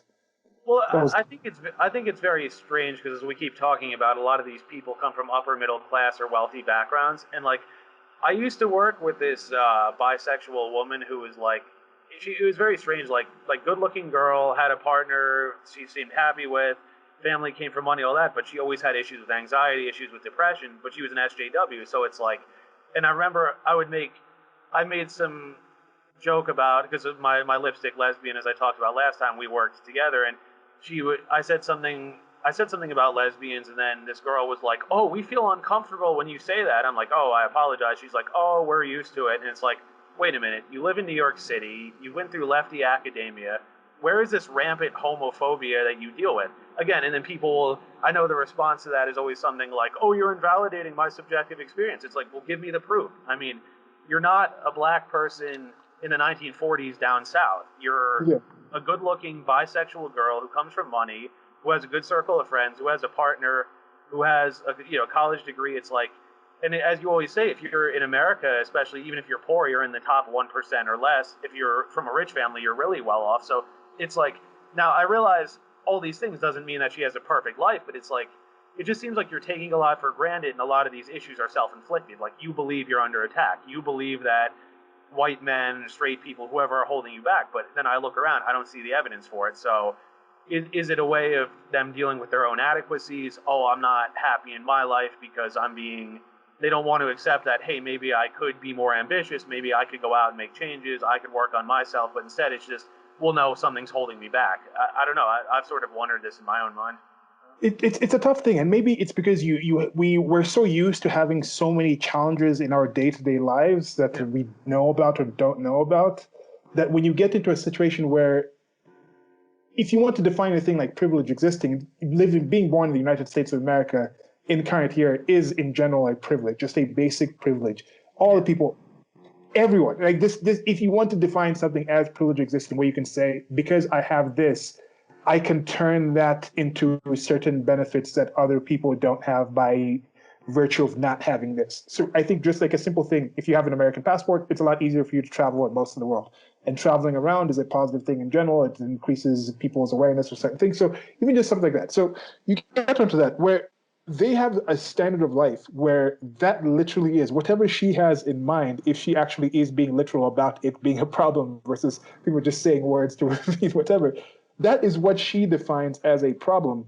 Yet somebody who was raised in a village in China doesn't even have the ability to recognize and even think about that to be an issue to begin with, that it wouldn't even register. Like, they don't have all the other positive things that would have to happen in their life to even be to be able to actually access a situation where that is an issue. Like, they don't even have the ability to live in a place where minimum wage or whatnot is not a living wage. Like, they don't even have that. They don't even have any wage guaranteed to. They don't have the general guarantee that if you have a job, you will actually receive some sort of wage, which is something that in general in the United States of America, if you are employed somewhere, you will get some sort of wage. There's other countries where that's not accepted, where the person might just take the money away. So I think that's part of what's in there, where they're defining it as something. And we were mentioning the flag thing again. The problems occur not because of what X is, because of how we define X. People taking the knee with the American flag, people burning American flag, people saying, "Oh, you waving that flag is standing for all these negative things. We're not going to post it in our places. You're racist. You're sexist. It stands for this and this." You look at the things we talked about in that long conversation we had about the 1619 Project and things like that, where somebody says, if you kneel during the anthem, you are against the flag, you're against the troops.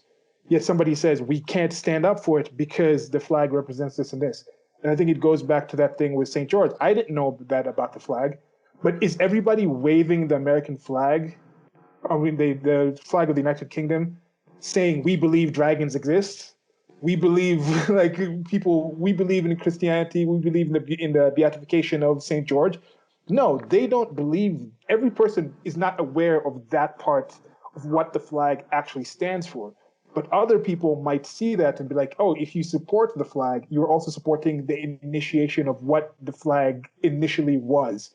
And so if you think America was initially a racist country, like in the 1619 Project proposes, then you think that flag represents that dragon of racism in the same way that literally the British flag somehow represents the dragon slaying of St. George, because that is part of the initiation. So I think that might be one of the discrepancy that we see in these situations. The premises that people are basing their actions and statements and claims on are just not the same. Well, the other thing that I thought of was interesting too, Stephen Fry has talked about this, how there's this funny paradox where this country is supposed to be about separation of church and state, but they've shown in Britain, state and church are like that. I mean, they have Church of England, of course, but then at the same time, they're a more secular country. So there's kind of this funny thing where they're all about, again, there's a religious symbol in their flag, as you said, church and state are the same, and yet they're a very atheistic country, whereas here, we're supposed to separate the two, but they've talked about evangelicals, how many Americans believe in angels and all that, so it's kind of a funny thing. Yeah. Yeah. So, but when it comes down to that, is it because the church already converted itself because of it materialized itself and melded itself so much into the new structure of governance of the state, whereas in the United States of America there was more of a separation where they people do more of an effort. But when it comes down to day-to-day practices, I think in general you will see more of an direct Christian influence, direct Anglican influence at least, in the actual governmental structure of the UK than you would in the United States of America. Yet when it comes to the social aspect, the way people interact, I think you'll see more of it in there. But then in the United Kingdom, it's already in there. So I think when it comes down to the actual practical day-to-day of it, maybe it's the same. Or maybe it's just an older society where that kind of ran its course, where enough people were actually to the point where they actually read the book and were like, we can't really can with that. I think with that might be a thing. I think in the United Kingdom, more people might have read the Bible than in the U.S. I don't know, but that's interesting. It's sort of maybe I think it's sort of the similar direction the monarchy has gone in, where like there are a lot of people who hate the monarchy. That was a big thing with Tony Blair's wife. I don't know if you remember, where she basically saw them as freeloaders because it's why are we paying all these taxes so they can have a life of luxury and they don't really do much, but it's just part of our history and we're supposed to have them because. And as you know now, of course, Queen Elizabeth, there's no king technically. I think they still have a final say on certain laws, but they're not actively out there signing laws, writing decrees, all that. They're just figureheads. So I kind of wonder if their church went in a similar direction, where it was, we'll preserve this for the sake of history and we're proud of who we are, but it's not going to be an active part of our lives. Yeah, I mean that is a tough thing. Like, what if they just completely disbanded? What would the ramifications be for the culture, for the society? Yeah. They just said, yeah, we're done. We're just regular people now. And then what is equivalent? They talk about American royalty in certain situations. Is there such a thing? Are the Kennedys an American royalty family? Are the Clintons developing into some kind of dynastic type? Are the Bushes? They've had their own dynasty for some time. What is the deep state? Is the deep state the equivalent of the monarchy? I don't know. So there's interesting questions to see how these things kind of change. But let's get back to the feminism. I mean, I enjoy this conversation. I hope the people listening also enjoy this little meanderings of ours. If you despise them, let us know, and then maybe in later conversations, I might include little chapters to say, okay, this is when we talk about this specific thing. But I don't know. Well, the other concept I wanted to bring up briefly, the authors don't talk about it, but this book kind of made me think of it. Are you familiar with ideological possession? That's a Solzhenitsyn thing. No. So he wrote the Gulag Archipelago, which I still haven't read. I feel like I should at some point, but he talked about how. Sorry, what's that? I feel it's one of those things that will really, really depress me. Like it's one of those things from the things that I heard about. I think it's going to be a similar effect to something like with when I heard about Atlas Shrugged for some while before I actually read the book, where I was like, okay, if I read this book, it feels like it's going to be one of those things that's going to make me really change the way I approach and talk about certain topics and make me more fervent. And it actually did happen. And I don't think that's it's happened in very few situations where I think if I actually read the Gulag Archipelago and get that realistic an idea of what was going on then, I think it's going to make me a lot more antagonistic towards people who identify and advocate for that kind of content without actually being there. Just like the things I heard against Ayn Rand, I was like, I feel like I'm going to be really more against people who are against her without actually reading her content, let alone the people who could read that content and still say the negative things they say about her. So there was a mutual friend of ours who posted something that somebody wrote, and then they said like one of their friends was a relative was starting to not talk to them, and they said they were socialists and communists.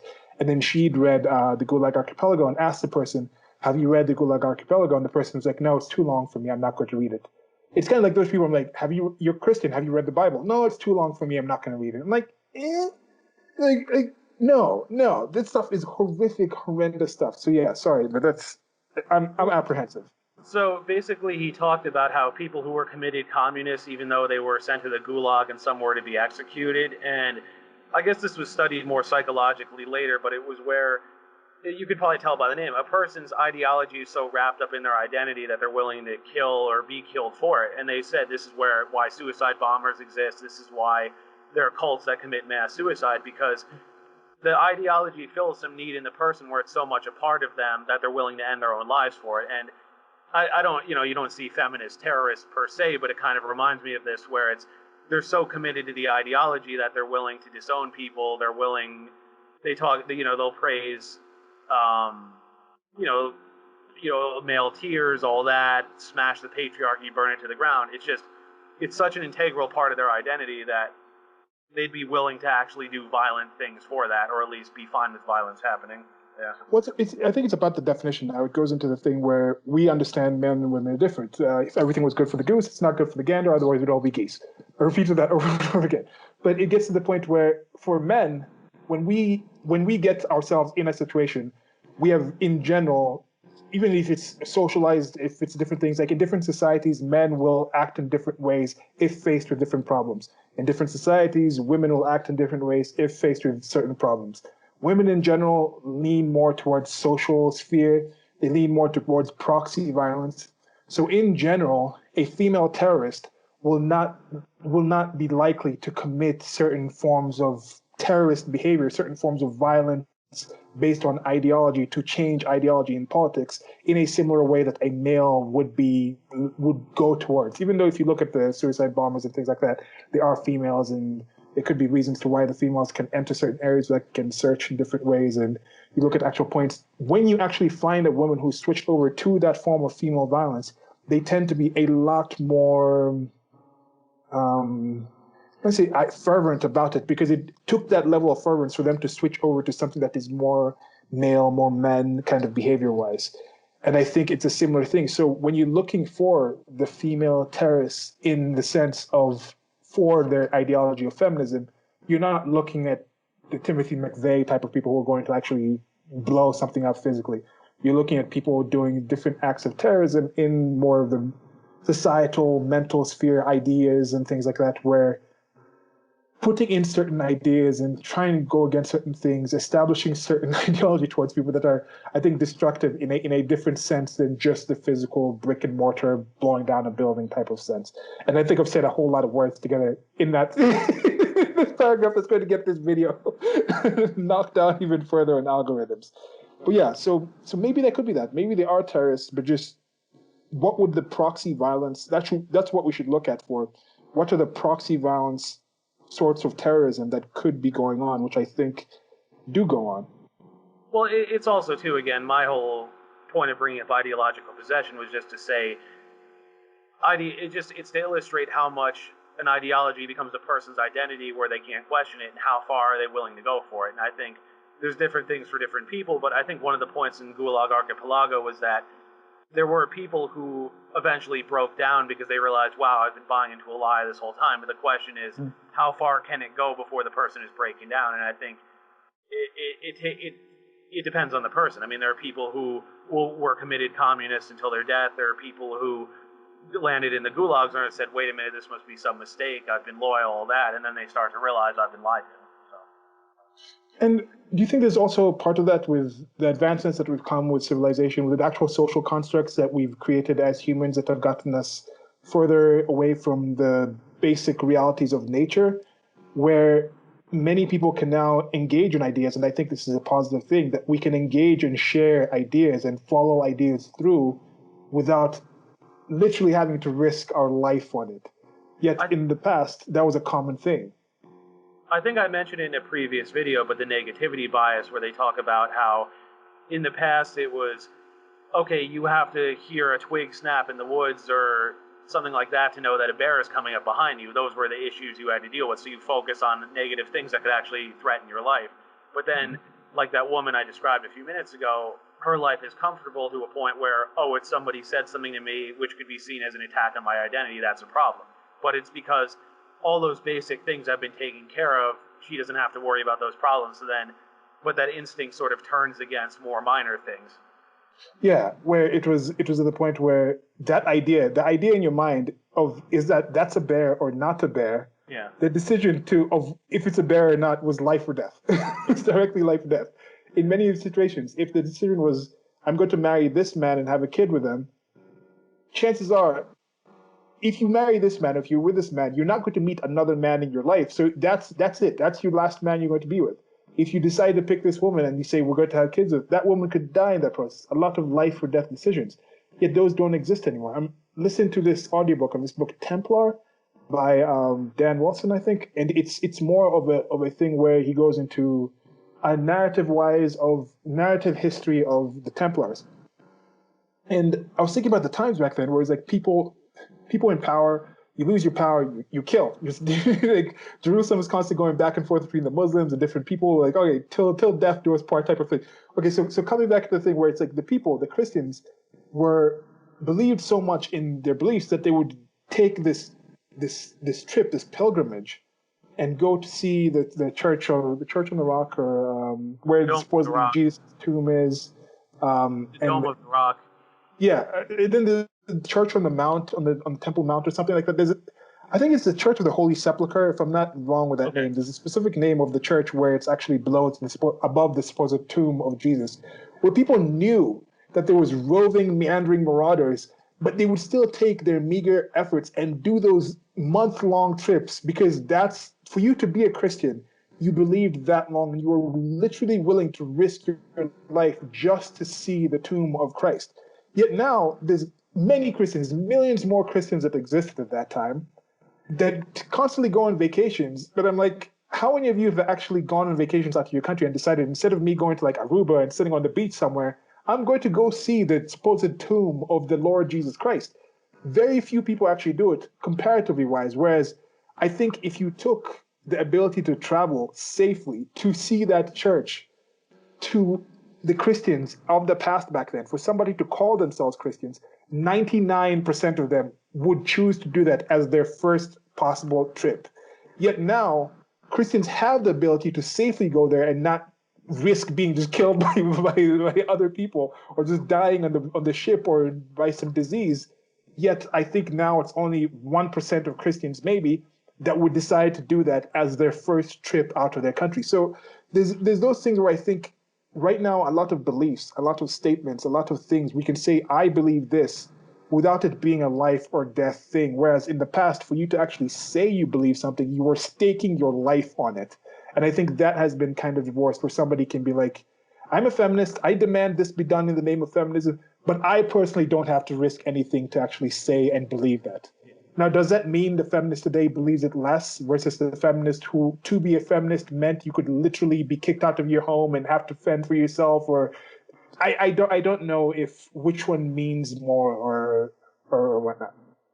Well, the next point I was going to get into here, too, this is kind of my own commentary, but I feel like with this newer wave of feminism, it's kind of the postmodern political strategy that Stephen Hicks talks about, where they're deliberately being subjective, they're deliberately shifting the goalposts, all that, because it's about gaining power. It's not like the earlier iterations where it's, okay, we want to overturn these laws, we want these policies in our favor, these are specific goals. Now it's just, now do this, now say this, now don't say this, now don't do this, or we'll call you a sexist. Now, oh, this person's a misogynist, get them fired. It's more about a power grab, and somebody might say to me, oh, you have a very cynical view on them, but then what I wonder is, okay, why are the terms vague? Why are do the goalposts shift? Why do they seem never happy? There has to be some other goal to that if you keep acting in such a way. Okay. I drew the corollary to Stephen Hicks's argument about how the postmodern strategy was a way to bring about socialism because they tried it in all these different ways: evolution, revolution, terrorism, all that, and all those things failed. So it's okay, we have to undermine reason, we have to undermine objectivity, we have to do all those things, and then people will look to something to save them, and that'll be socialism. Again, that's sort of Stephen Hicks's take, which I agree with, but I almost wonder if it's a similar strategy here. Yeah. And then there's a difference between listening to something and then hearing the thing. Like, there's listening, hearing, and knowing. There's different versions. There's a spectrum there where, and we'll talk about this more in the fat studies thing, but it's not that I necessarily, there was a time when just in my mind, it was like, okay, I know I've heard all these things about the negative effects of obesity, but how many times do you have to hear it until you've heard it enough where you're listening to what it is and absorbing it to get to the point where you know what's being said is true? Because there never was a point when being as obese as I was at that time was healthy. There's never a point where it wasn't going to be better for my general health to be healthier, to lose the amount of weight my body was carrying. Sure. But how long does it take for you to hear enough, to listen enough to the point where you know it and act on it? And that's some of the things right here where it's like, some of the people who say white men are just, the country itself is a white racist country.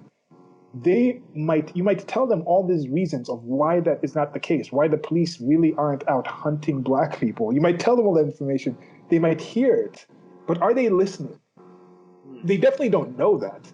It's what's the actual truth is. And then the inverse, to those people who do believe that, how would you get me to the point where it's beyond just hearing you? We were like, oh, we just need to start a conversation, we need to talk about it. No, it needs to be more than just heard.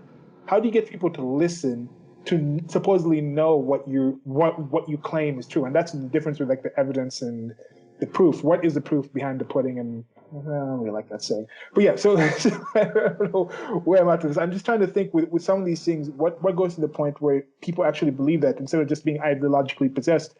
Where does it get to the gulag? Is it the second you're caught for the gulag? Is it the second you find out there's a gulag? Is it the second you find out that you're actually going to be in the gulag? Is it the second before you breathe your last breath in that gulag that you realize this communism thing might have not been that good of an idea? I don't know what it takes for different people.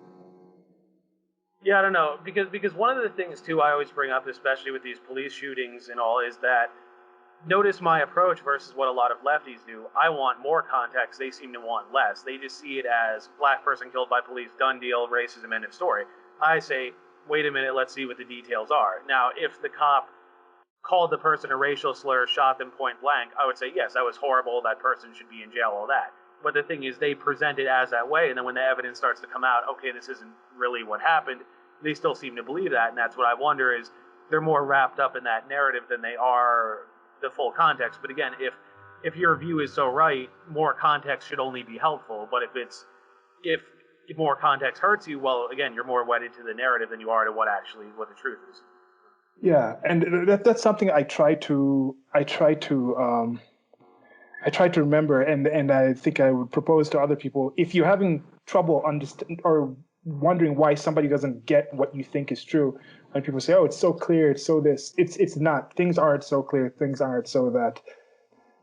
I had the personal experience of being raised Christian and trying to believe some of those things, and looking at when I was still a believer and reading the Bible versus how I read it now, or when I was a believer, and at that point I would try to read something like the Bhagavad Gita or try to read parts of the Quran or the Torah and other things, and why was I approaching that with more of a truth claim, where I'm like, could these things be true?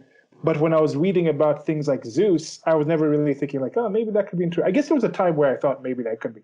But what is the difference when you deconvert or something, where you stop believing? Where now when I read the Bible, I'm not reading it with that assumption that some of this could be actually real material. And like, this is a storybook about different stories about people trying to make sense about life.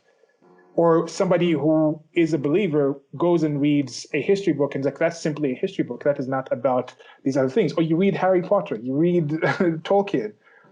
What is the difference between taking that information, hearing somebody read the book, versus the knowledge that that is actually true? And that is the big gap. That is the important thing. I think if you can try to understand the systems together, to why you believe what you believe and why you stopped believing a certain thing and that transition that it made.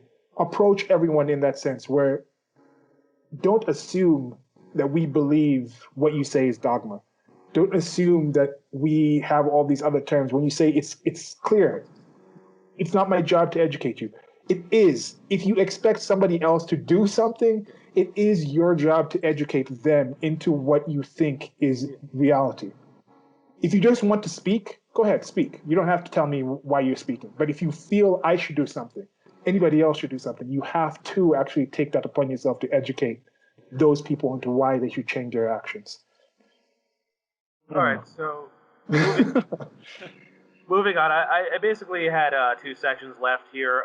One is just exploring the philosophy a little more than the other is just a sort of a conclusion. Okay. So, gender theory, it's like critical race theory, and queer theory, it's been applied to everything, only instead of saying queering things, they say gendering them. And there was a 1987 paper, it's called Doing Gender. The authors are Candace West and Don H. Zimmerman. They sought to advance a new understanding of gender as a routine accomplishment embedded in everyday interactions. So that's sort of to Judith Butler's idea about gender performativity, that your gender is something you act out, it's not something you are. So they said, we contend that the quote-unquote doing of gender is undertaken by men and women whose competence as members of society is hostage to its production. Doing gender involves a complex of socially guided perceptual, interactional, and micro-political activities that cast particular pursuits as expressions of masculine and feminine quote-unquote natures. Now, I should point out that this is probably the most cited paper in gender studies, and they said it's actually contributed over 13,000 articles, papers, and books since it was published. Oh, but then also how do you actually evaluate the academic rigor of any of these papers? Like from what we talked about in the grievance studies at the start, where it's what is the actual academic rigor standard to consider something to be a valid paper? Because technically, if the standards of considering something to be in academia as a paper have dropped, then if you apply the current year standards to things in the past, then me and you just writing some random blog post about something and mentioning some paper by Darwin would be considered a quote or a reference compared to some of the stuff that's happening now. Yeah. Well, I was going to say too, I don't know if you got to see that Megan Murphy, the former radical feminist, had James Lindsay on. She interviewed him, and she's interesting because she actually got a master's in gender studies and was going to do a PhD, but I think she said she failed out. She just basically got tired of doing it. But she was saying one of the reasons that she stopped doing this is because she said, well, what am I really doing? She's like, look, I'm writing papers that are only read by other feminists. They focus on these obscure things. They're not going to be read by the general public. They're not addressing any larger issues. And it's just a circle of people who all agree on the same things, just saying, yep, you're right, yep, you're smart on this. And after a while, she basically said, why am I doing this? I want to go out into the world and help people, and this doesn't really do that. Yeah. And the other corollary I sort of thought with this, getting back to the religious stuff, is a lot of ministers say that's why they become ministers. They like the idea of, I have a congregation, I'm helping people. People found joy from my preaching, all that. Like, there were those scholars, maybe like Aquinas or somebody, who went away into monasteries and just wrote tomes that just got read by their monks. Some people are fine doing that. And you do see those academic types, like James Lindsay said he knew someone who could talk about math nonstop. You do see those people who are like that. But in general, a lot of people are saying, if it's just going to be writing about a bunch of obscurities that a handful of people read and it doesn't affect world change, why am I doing this? What's the ultimate goal here? It's just, again, use that expression, mental masturbation. Yeah. And that's the thing. People want to do good. And I think most people who enter gender studies are doing it from a good place. They want to help the world in certain ways. But there's a reason why if you're in the West, if you're in the United States of America and you feel you want to help people in a spiritual, religious sense, chances are you'll go into one of the Protestant religions. Whereas if you lived in Saudi Arabia and you felt the same, chances are you'll go into Islam, a specific kind of Islam. I think it's a Sunni in Saudi Arabia, not the Shia. I think the Shia is more in like Iran and things like that. So there is selected once a certain ideology that was created. The reason things exist is because they have certain benefits to whatever society or whatever area or whatever time they actually are existed in. Otherwise, they'll just die off due to the general evolution of process of the evolutionary process of organisms and existence and life and continuance. So it will select for it. So once something becomes the thing, like part of why we're speaking English is because we want to communicate and we live in a society that English is the predominant language spoken. So if you want to communicate better, chances are you're going to learn English. If we lived in China and we were born there, we'd learn Mandarin Chinese and things like that. So anyway, so that's kind of what I'm thinking, where people shouldn't think Christianity is the only way. People shouldn't think, oh, feminism is the only way. There is a thing where whatever urges that you have that you think feminism are going to help you achieve, ask yourself, is that structure of feminism the current best way to achieve those goals? Is gender studies really the best way for you to understand better the interaction between males and females in this sexually dimorphic species in order to find a more effective way to go forward and increase human flourishing? And we've definitely seen that there are more benefits when males and females work in a cooperative way versus an antagonistic way. We've seen that. So is gender studies really the best way to actually achieve that? And my argument is, from what I've seen, is no, there's better ways to do that. I'm not against that premise that males and females create a better world when we work together. You look at the societies that uses the potential ideas, the potential mental power and achievements from 100% of its population versus saying 50% literally can't enter this field. And it almost not, you almost can't compare the different results, where the ones where you're using more of the potential ability is going to be a better world. That's why now when you say we're going to have, like I mentioned earlier, the whole gender parity type of thing, where we have to have 3 women, one out of 2 has to be a woman, or 1 out of 2 has to be a man. When you do that, there might be a situation where if you just took the best person for that point, you're going to leave one of those people out if you insist on this rigorous sort of division where we're going to base it off of this thing that is completely unrelated to the actual goal of the system being, of the actual objective goal that you're trying to achieve from engaging in that action. So that's another one of my rambles. Excuse me. But again, going back to the race thing, it's the same thing where it's like, yes, black kids don't have opportunities to good schools. Let's fix that. Yes, there's crime in these areas. Let's fix that. But you telling me, oh, if you enjoy dating black women, you're fetishizing them, but if you don't, you're being exclusive. Like, I don't really see how this works towards addressing these real bigger issues. And then we get accused of either ignoring racism or not wanting to solve problems, but no, we do. That's why I want to focus on rigorous and empirical things, not just, okay, what do these ideologues tell me I'm supposed to think? Yeah. It's just defeatist, and I think it's just from that basis that we mentioned before, where the base is oppression, and then the removal of that individual sense of saying, like, yes, people have the ability to change, people have the responsibility. If you're going to have the achievement to have this power also comes with responsibility. If you can say this person has the power to do this, then that means they are responsible for the results of that. And then that goes, I think we might have mentioned that in a previous conversation, but that is the basis of self-ownership, of private property, of all these things. Of the individual is the basis of that somebody is an individual entity that can act and is responsible and accountable for those actions. So if they act on a certain thing that is outside of them, they can take possession of that action and that thing and the results of that thing, and then personal property.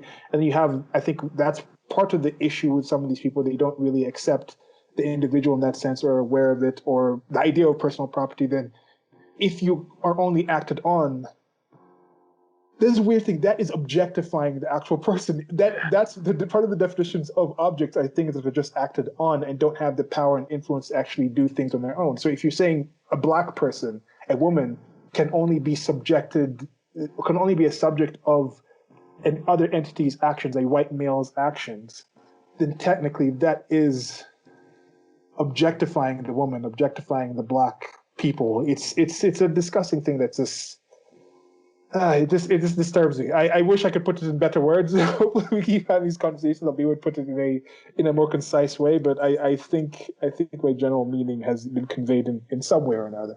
Well, I was trying to think of an analogy for it too, and the analogy I thought of, which was sort of fitting because of fall, it's like fall is coming now. It's almost like they think that people are like leaves just blowing in the wind, and that everything is just it's just they're just the leaves sitting there, and then the wind is just blowing them along, like they can't change direction, all that, and that goes to what we said in a previous conversation about being unresponsible versus irresponsible. Like, and I explained this to my younger brother recently. If I have something on the stove and I walk away for a bit, that's irresponsible. I'm still keeping an eye, but not as close of a watch. But if I just say, "Oh well, nothing that happens to it is my fault," that's a complete abandonment of responsibility. And a lot of times they act like these people are just those leaves floating in the wind. Like, can't they make? I mean, yes, bad things do happen to them, but it's also like, can't they make other choices? Can't they get out of certain situations? Can't they get help? It's just they're not as helpless as people are framing them.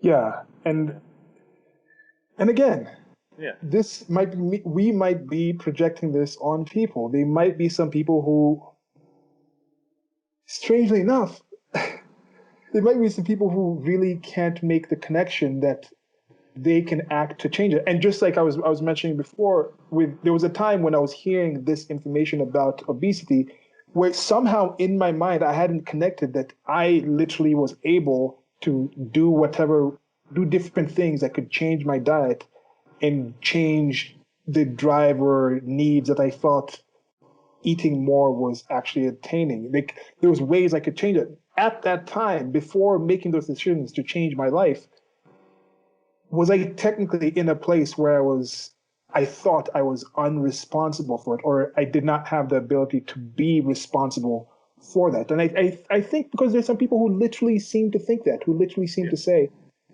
if I thought I could do something about my weight, I would be doing it. And then technically, they could be correct. There could be something in there where I need to get to a better way of defining what that is. Simply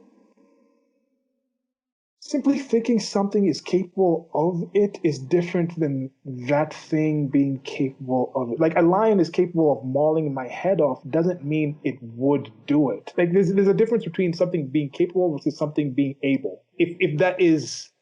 Well, because like, for example, when they talk about rates of obesity, there's a few times where I've heard things like, "Oh, well, what about people with thyroid issues?" And it's, yes, those people exist, but I don't think the majority of obese people, it's all just, no, they're going to gain weight no matter what. It's, no, you eat sugar-filled snacks, you eat fatty fried foods, you don't exercise. I mean, it's not rocket science. And yes, there are those people who have those issues.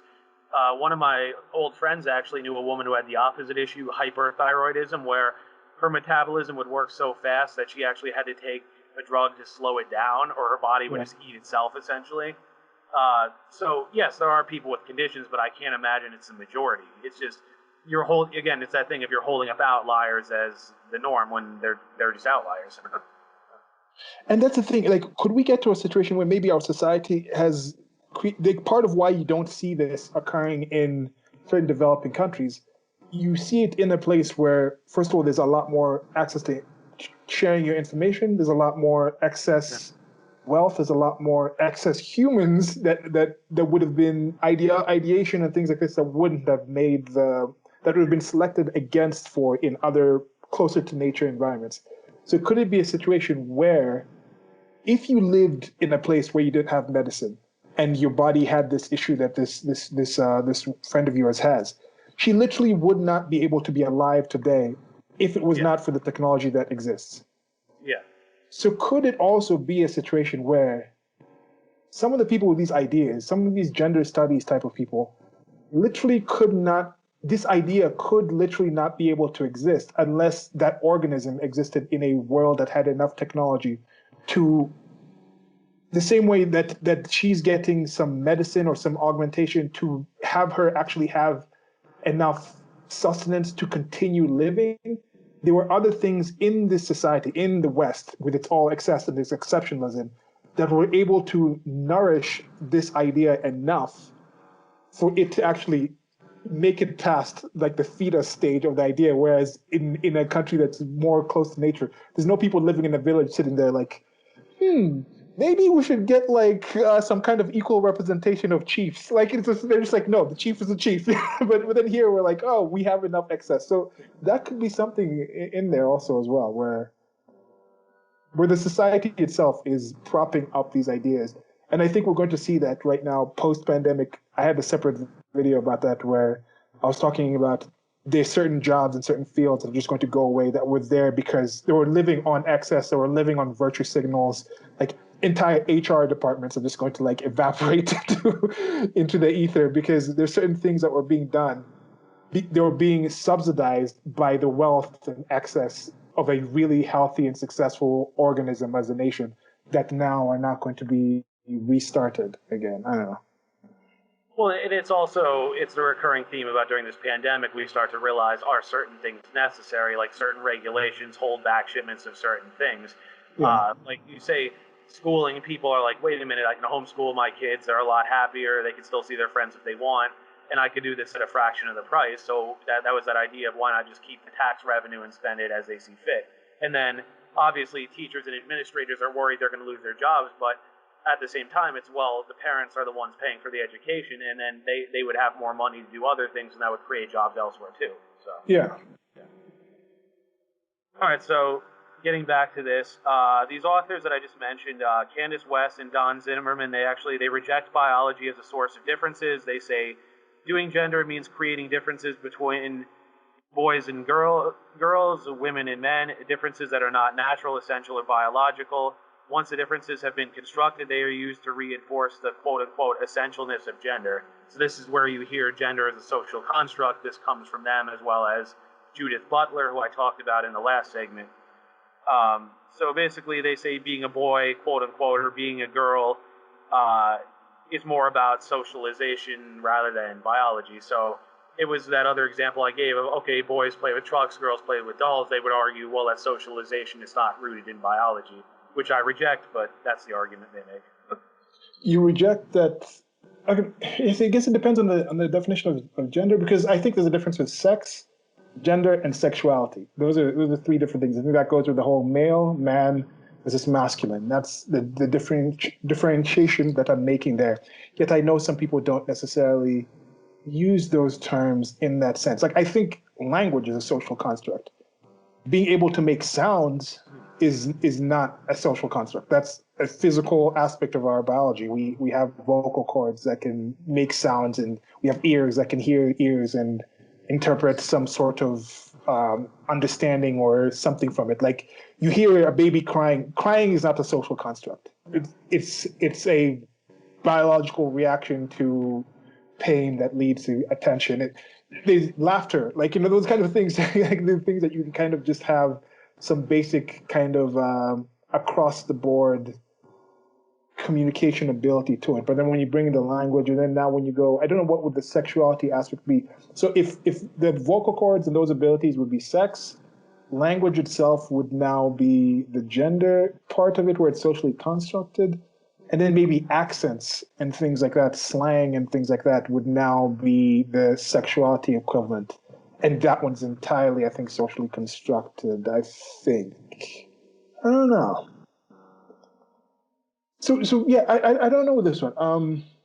Because I think, as I said in the previous thing on queer theory, there's some degree of truth to this. For example, wrist watches used to be for women, pocket watches were for men. High heels used to be for men. I think some of those things, that's true, those are socially constructed, but at the same time, again, a baby boy isn't taught, oh, go play with dolls or go play with trucks. They're just inclined to those things. So, yeah, as you sort of touched on, what about evolutionary psychology compel them to be driven to play with those certain things?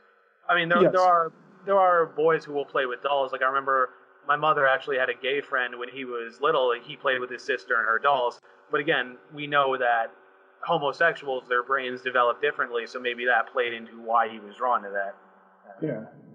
So yeah, but I would consider that the watches or the high heels type of thing switching to be an entire social construct, and that would be in sexuality. That wouldn't be a gender-based thing. And again, that's why I'm saying people using these terms interchangeably, I think brings most of the problems. Where I don't disagree whatsoever when people say something like that, when people clearly say that high heels and stuff like that, but when they attribute that to gender and not sexuality, that's where I disagree with.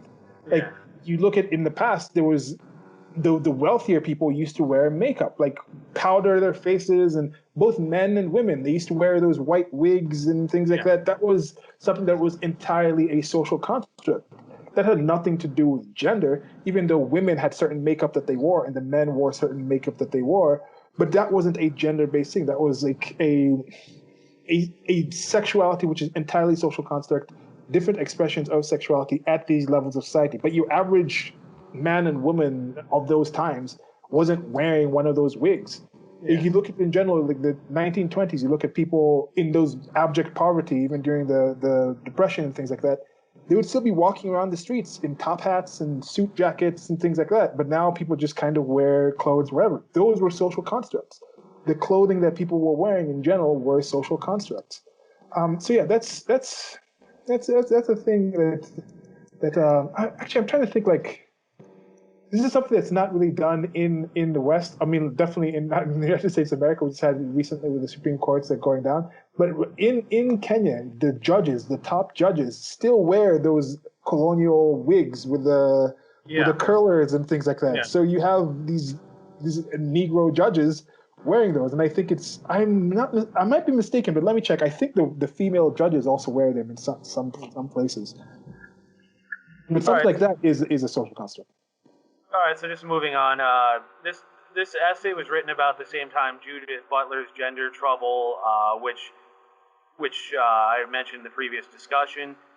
Candace West, one of these authors, wrote another essay in 1995 with a woman named Sarah Fenstermaker. This one is called Doing Difference, which was basically incorporating gender theory with intersectionality.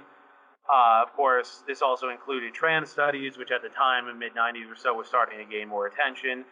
Uh, so I guess you could say one of the points between women versus gender studies is that women's studies was more about focusing on the history and roles of women, but gender studies sort of drifted more towards focusing on expectations of how women act, than whether that's biological or socially constructed, and then how these identities and power struggles are problematic, and if we should continue on this path, again, using the Foucault notion of a power grid of, okay, do women have to act this way? Is this female, or can we just re-examine all of this? So that's sort of the split between women's studies and gender studies. Okay. So next, I'm going to sort of talk about, as we were saying, liberal feminism sort of died out in academia. It's more popular with the general public. Of course, this is in part because postmodernism took aim at things like objectivity, equality under the law, the consistent boundaries,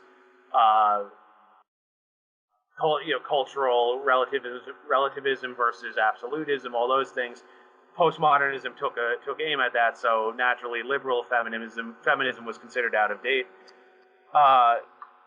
It gets into a few problems here, as we see, and we've sort of been talking about how the intersectional crowd wants sort of this, they've called it a rainbow coalition, all these different groups working together, but of course this runs into contradictions and inconsistencies. For example, it follows from that same problem of let's reduce everyone down to group identities and then find individual differences, but no, we can't go to individualism because we're supposed to be working for group identities, so where does that go? This has the same problem intersectionality has. The intersectional feminists are very critical of what's called choice feminists, which are, it sort of has more of a libertarian bent, the idea that, okay, women can stay at home if they want, or they can work if they want, but it's up to them, it's their choice, hence the name. But a lot of both radical feminists and intersectional feminists take issue with this because they say either you're upholding patriarchy or you're upholding the socially constructed categories. So there's that infighting. Of course, again, black feminists complain that white feminists didn't focus enough on their issues. And it's funny because in a way, like with intersectionality itself, it's claiming to be sophisticated, but at the same time, it's ultimately kind of simplistic because it reduces everything to power struggles between these groups. And I was thinking recently of Karl Popper, the philosopher of science. He famously said, a theory that explains everything explains nothing. And I sort of think that's the issue with this ideology, is that it's meant to be this be-all, end-all explanation of the world, but of course, once you start factoring in the other things, you realize it's not so simple. And there was a good video one of my friends reposted it about falsification, and they talked about the whole climate change debate. Now everything has been attributed to climate change. It's getting drier, climate change. It's getting more humid, climate change. Warmer, climate change. Cooler. And at some point you have to realize, okay, one theory cannot explain every single bit of phenomena in the world. And this is where his theory of falsification came from, which I wanted to sort of take a second to get into here, because I've used it a few times, but I don't think I've accurately defined it, where Popper's basic argument was that it's not just things have to be proven true, but it's also, can they be proven false? And you sort of see the issue here if you get into things like Freudian psychology or even astrology, which I've sort of made fun of a bit in recent times, where anything can be taken as proof, but then you see the problem with that. If your horoscope says something good will happen in your life soon, well, okay, that's really vague. You could find $100 bill, you could get promoted at your job, you could find somebody you are really attracted to and start dating, and anything could be taken as proof for that ideology. So Popper was saying that you have to be able to prove it false as well, and if you can't prove it false, it's not a scientific claim. That was Popper's addition to philosophy of science. And one of the explanations I really like is that there was a chemist, his name was August Kekule, and he actually was trying to come up with the atomic structure of benzene. Benzene is a component of crude oil. It's an element, but it's a component of crude oil. And the way it's shaped is there's actually 6 carbon atoms with a hydrogen atom attached to each carbon atom. And apparently he had a dream of a snake eating its own tail. And in ancient Greece, there's actually a symbol called an Ouroboros, I don't know if I'm saying it correctly, where there's a snake eating its own tail and there's a hexagon in the middle. So the hexagon ended up being correct. It's actually is shaped that way. So it was funny because I told my dad about this. He's a chemist by trade, and he showed me his Chemistry for Kids book, and it shows a cartoon of Kekule sleeping, and it shows him dreaming about the snake with the atom structure in the middle, and he ended up being right. But Popper's whole point was that that theory could also be proven false. If he had pulled out his microscope and it had been a square-shaped structure or a triangle or something, it can be proven wrong as well as right. Now, it ended up being proven right, but the fact that it can be proven false as well makes it a scientific claim. And that's where he was critical of a lot of these things like astrology or Freudian psychology, where if they can't be proven false, anything's taken as proof, and then it just becomes a self-fulfilling prophecy. It's not science. And that's sort of my jab at a lot of the feminist stuff, as well as these schools of thought in general. Well, if anything can be taken as proof, it just becomes right by default, and then it can't really be questioned. And ultimately, is that really making adequate claims, or is it just a non-theistic religion, as we keep saying? Yeah, and it's the thing coming of that. Is it just dogma? Is it just something that's supposed to be taken on faith? Because you ask people who belief systems, and they say, "How do you know this is true?" Oh, my evidence is it's written in this book that says it's true. Well, that's not evidence. So if somebody says, "How do I know feminism is that your claims of feminism are true?" Well, this feminist said it was true about feminism, so that's why I know feminism is true. No, that's not a valid reason. Like it's a claim, it's a form of it's an evidence, but is it strong evidence that should make somebody else believe? And that's why I was going back to the thing, like if you want somebody to act on it, you need to actually make somebody actually make a claim. If you need me to give you money, you can just say, "Oh, I need $10 million to save the world." Okay, you can say that. But if you if you say I need you to give me $10 million to save the world, the person is completely okay to ask for more evidence of how you'll actually save the world, or why you'll save the world, or why do you think the world actually needs saving, and all these things. To just make the claim is one thing. Now, going back, you had mentioned something, intersectionality and some of the issues that come with it. There's another thing with it. It depends on, just think about actual intersections. Depending on where you're going, where you want to go, or what road you're actually on, when you come to that intersection of all these roads, you're going to have a different level of it. For some people, their main road is feminism. So when all these other things intersect, like race and something else, that might be less important for them. But for somebody else, that may be their main road. That may be the road that they're traveling on and going down on. So if you both meet at the intersection, one person who's been on the road of race, and then female issues are a side thing to it, and you've been on the road of female issues and race is a side issue to it, at that point you meet, how are you actually going to deal with? And then does every road meet at the same intersection? Maybe some other ones are further down the road or further up where for different people, depending on their journey on this road, they're not going to meet all these other intersections at the same time. You might find yourself at that intersection once somebody has already passed that point. So intersectionality is extremely problematic, which is a positive thing for us, because if it made more sense, some of the things that are proposed of it would actually catch on longer.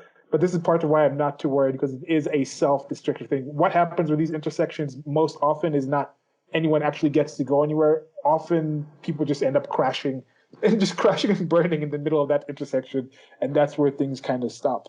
Well, I was thinking too, to sort of elaborate on your analogy about how much traffic is coming your way. Like Larry Elder talks about when he was a kid in the Boy Scouts, one of the other kids called him the N-word, and then the other kids went and beat up that kid as be like, hey, don't you call him that. So you could say he's experienced racism, but in very limited amounts, versus, again, okay, a black person living down south pre-civil rights with worrying about the Klan and things. So they're standing in that road, but how much traffic is coming their way? For Larry Elder, it was like a bike that clipped him and then he was fine. For these other people, it was a Mack truck or something serious.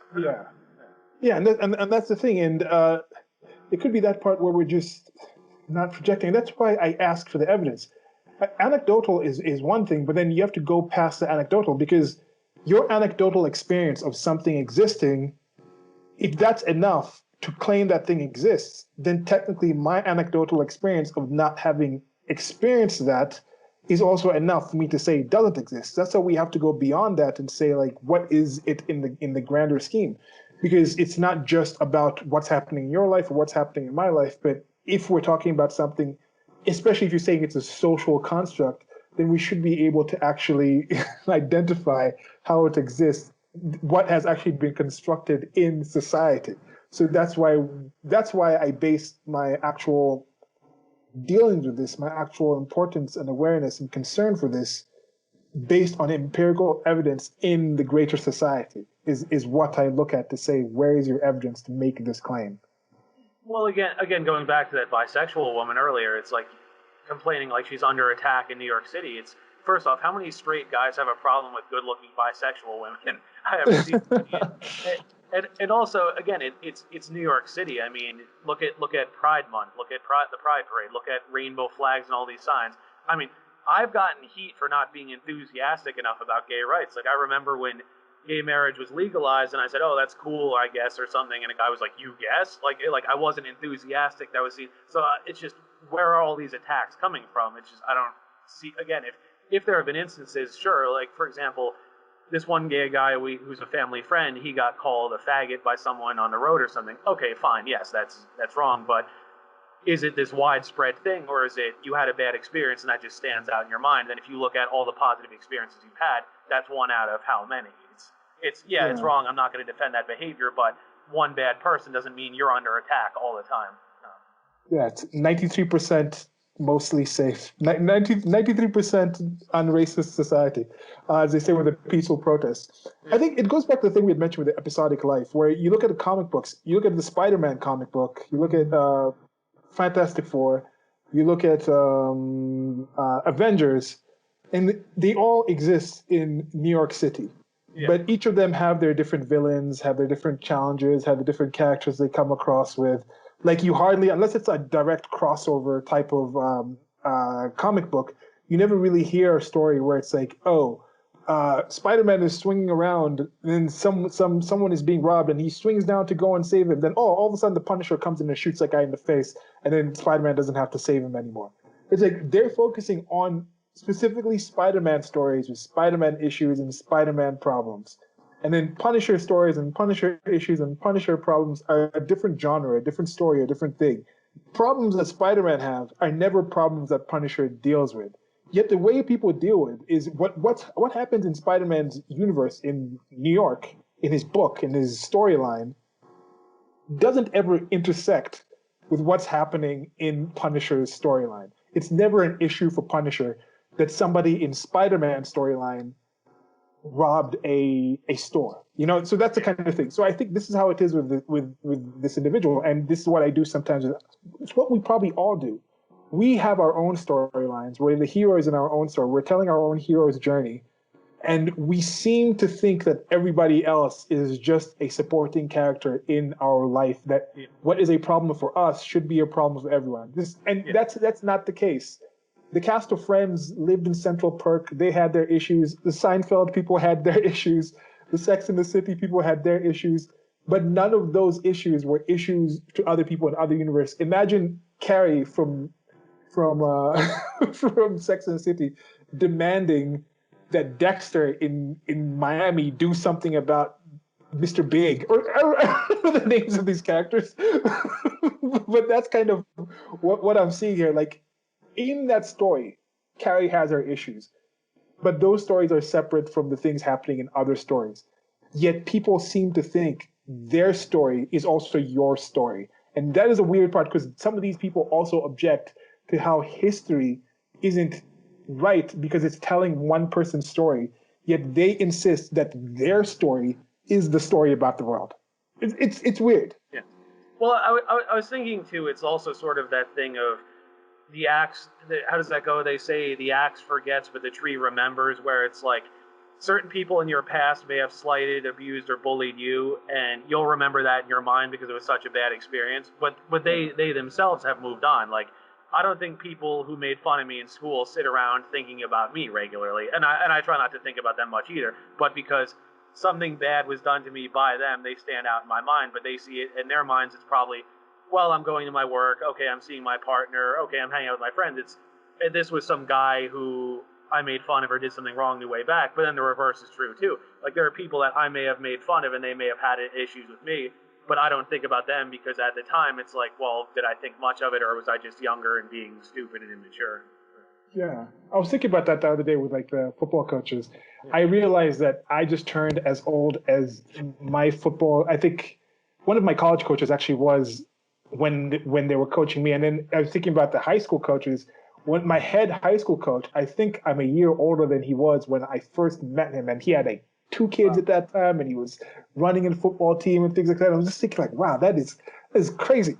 But then I was thinking like all of the things that he did for me in those 4 years and played such a big part in my life. But then I'm like, I was one of the kids that he's coached over his 20-year career with different things and all these other things going on in his life. So yeah, it's something to make perspective. Like I had a separate video where I am your NPC. I am technically a non-playable character in other people's lives. Like Yeah, sure. everybody who's met me has their own personal idea and identity and definition of who Silas Amunga is that is completely that is pretty much entirely independent from who I actually am, because it's based on who I was at that time I met them, Yeah. the things about me that they experienced, because they weren't experiencing every single facet of me.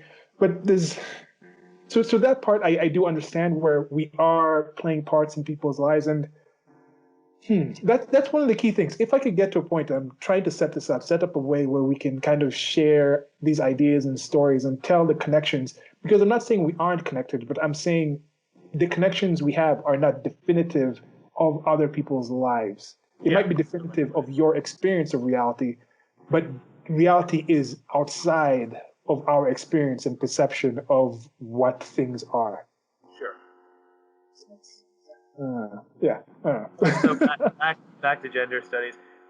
One of the things here that's kind of interesting, and you've probably seen this yourself, is how one of the issues that people have with intersectionality is that, well, at least the classical socialists do, is that it puts class conflict sort of downwind of these other issues. And for example, you see in recent times, of course, the term privilege essentially replaced class. And I didn't know this till recently, but the concept itself was associated with Peggy McIntosh, who, surprise, surprise, a well-off white woman in 1989. She wrote an essay called White Privilege, Unpacking the Invisible Knapsack. And originally, of course, it focused on so-called white privilege, and it went later to male, straight, thin, etc. And I think this is sort of an interesting phenomenon because what it is, they talk about how the Democrat Party is losing working class people, and it kind of makes sense because they're focusing on all these other categories, and the poor working class whites are looking at this and are like, well, wait a minute, what about us? Don't we matter? We're being told we're privileged, but look, our coal mines are being shut down, these jobs are being outsourced, and you're focused on, are there enough black people here? Do we have enough black people in this? And it's like, wait, what about our interests? And again, it's interesting because a lot of the classical Marxists and socialists are complaining about this, and in a way, they sort of have a point because, as I said earlier, a lot of the issues that people attribute to race are more like class differences. Because if you go via Wilfred Reilly's work and also Thomas Sowell's, if you factor in all those things about parental income, are there two parents in the house, where do they live, all that, a lot of those disparities among races disappear. So in a way, in a funny kind of way, the classical socialists and Marxists are right that it is a class thing, but they're so focused on the race that they sort of lose sight of the class issues. Any thoughts, sir? Yeah.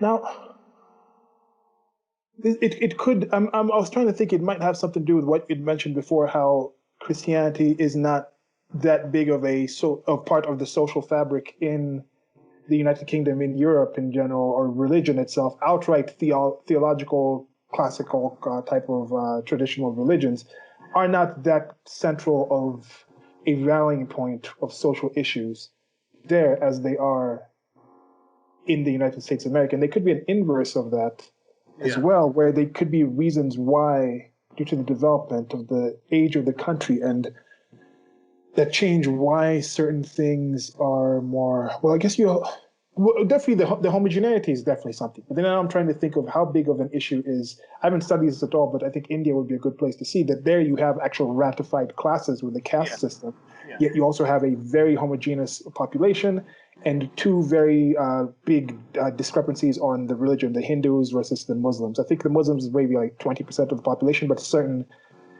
areas it's like 90%. There's pretty much no area where it's like 50-50. There's certain areas it's 90%, and then inverse of majority of the country is 90%. But why would that be yet? Why is, I don't know. I'm trying to think of. Well, I would say with the racism thing, I mean, there are valid claims to this with the institutional racism thing, like redlining, the way certain laws were set up, block busting, if you're familiar with that, the way schools are set up. Originally, those systems were set up to be racist. They were set up to favor white people. But then, as laws and things started changing, affirmative action came in, those barriers disappeared. So again, when the conservatives say, oh, there are no laws on the books that actively target black people, they're right. But the legacy of some of that stuff, which affects people of lower classes worse, and if black people are on average poorer, that's what perpetuates this. But again, it seems like a lot of these people are more focused on the racial angle, that they ignore the class part of it, at least they sort of downplay it a bit, when in reality, I often say how people say, oh, I don't care about social issues, I don't care about economic issues, I care about social issues. But then I explain economic issues are social issues, because if these poor people in the inner city can't have access to good schools, how are they going to get out of their situation? If they don't come from stable families, it's much harder. But these are class issues, but again, they're more focused just on the identity aspect. So. Yeah, and also economics are not simply just money. It's not simple finance. It's financial economics. Economics is pretty much just cost-benefit analyses, which occur everywhere. It's a basis of human interaction. Economics are the basis of socialization of societies. We just make different ideas, and I think that's what we're trying to discuss here. Is like, why is it economically worthwhile to start talking about certain topics? Why is it economically worthwhile to invest in identifying as a Christian in the United States of America, yet it's not so much of a big deal in the United Kingdom? That's what we're trying to understand. Why is it economically viable to continue having a royal family, whereas you're saying, okay, there's going to be reasons if we actually do it, it's going to damage our society in some certain way? Then now, why was it economically viable at one time to say that that women shouldn't have the vote, would not have universal suffrage, yet it is now? And it's going to get to a point where I'm sure there's going to be a reason for it to no longer be economically viable to have people who have the age limit of voting be 18, is it now? Where people are going to be like, 16-year-old. Lowering it to 16 or something. Some people will say, why is it 16? Why isn't it younger? Why did you have certain cultures and societies who it was economically viable to own people? Why do you have certain places where the age of consent is 12? I think certain places in Mexico, certain places in Europe it's like 14. Most places in the United States of America it's like 16. Why did those are all economic decisions. People are like, cost-benefit analyses done in the general society that we live in. Why do we decide to do this instead of that other thing? Yeah. So, getting back, one of the things that's pointed out here too, of course, as you know, gender studies does deal with men, but it doesn't talk about it talks about men from sort of the intersectional perspective of, well, okay, men are oppressors, so if there are problems with men, it's because men have caused them, versus if there are problems with women, oh, it's because men have imposed those on women. And of course, we taking a more nuanced position would sort of say it's a mix of both. Yes, men have done bad things to women, but it's not like everything that bad that happens with women is just caused by men. Women make bad decisions too. So again, that gets away from things like, okay, there are more men in jail, there's harsher sentences for men, things like that. But again, this doesn't really focus on this. So just sort of a few thoughts to finish up here. Gender studies, of course, to sort of recap, moved away from its original position in women's studies. By 2006, it was these four main tenets that gender is highly significant to the way power is structured. Gender itself is socially constructed. Gender power structures privilege men, and gender is combined with other forms of identity which must be acknowledged, and that knowledge is relative and attached to identity. So there you go, it's standpoint epistemology again. So one way the authors put it is that there is no universal woman could essentially be the gender studies slogan, that, okay, what's man and woman is just socially constructed and based on time and place. And as we've been discussing, there are certain merits to this as far as, okay, should women only work certain jobs? No. Should certain fashions be limited to women or men? No. But at the same time, this doesn't mean everything they say is valid, and we've been discussing why it's not. And then of course, the problems with intersectionality about reducing everything to power struggles between groups, but then those different groups intersect, and then, okay, it comes down to individuals, and as we've been discussing, it sort of becomes, okay, where do you measure all that, because those things conflict with each other, sometimes you can't even include all of them, and it just becomes one big mess, essentially.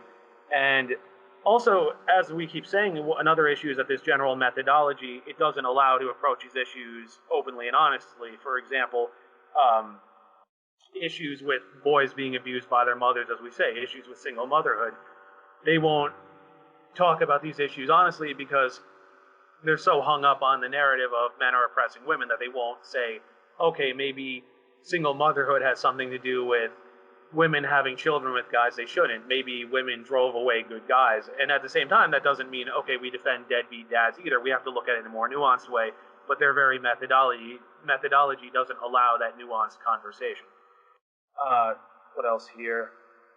Of course, social constructivism doesn't explain everything. Again, I recommend that book, The End of Gender by Dr. Deborah So, which talks about male and female biological differences. Again, this science is still fairly new. There's a lot that's still being established, but I do think that as time passes, we're going to see more and more differences between men and women at a neurological level, and I think ultimately this is going to help a lot because it's going to explain why do men gravitate towards different things, why do women gravitate towards different things, why do some people have certain weak points, why do some people have certain strong points.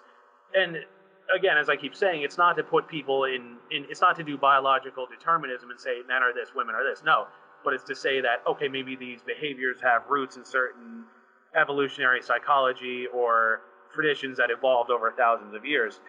And one thing that was interesting too, I don't know if you saw the whole thing, it was a study done a number of years ago on the Scandinavian countries, but Sweden especially, how they concluded that Sweden is one of the most gender egalitarian places on the planet, maybe the most. And if you look at surveys, for example, that say, do you believe women deserve equal rights? Do you believe in affirmative action for women? They have, I think, pretty generous maternal leave pay, things like that. But there's still disparities in STEM fields and other things. There's still more women going to social sciences, more men going to STEM. And they keep trying to say, oh, it's discrimination, or it's conditioning. But if you have all these other factors that are meant to make things equal and actually seem to be doing a good job, there's still disparities. So clearly it's not discrimination. But again, it keeps going back to this point of you're wedded to this narrative of, oh, any disparities are just due to discrimination, period, end of story. And anyone who looks into this realizes, okay, things are not that simple. Do you have Yeah, anything to like say? you look at certain things, like certain fields here in Kenya, they don't have like certain mechanization. That's what I was saying with certain things, it's like due to a certain level of technology and excess and wealth and success that gets certain things in different ways. Like if you look at street sweepers or people who are involved in like cleaning the roads or making the roads, building the roads, who's going to build the roads? Let the government. So they have that in the United States of America. It's probably going to be 99% male, people driving those trucks and the street sweepers. But you get to a place here in Kenya, like you often see people actually going with just those metal scythe type things, cutting grass on the side, literal street sweepers, literally with a broom on the road, sweeping with the broom. And you'll find women doing that job as often as men.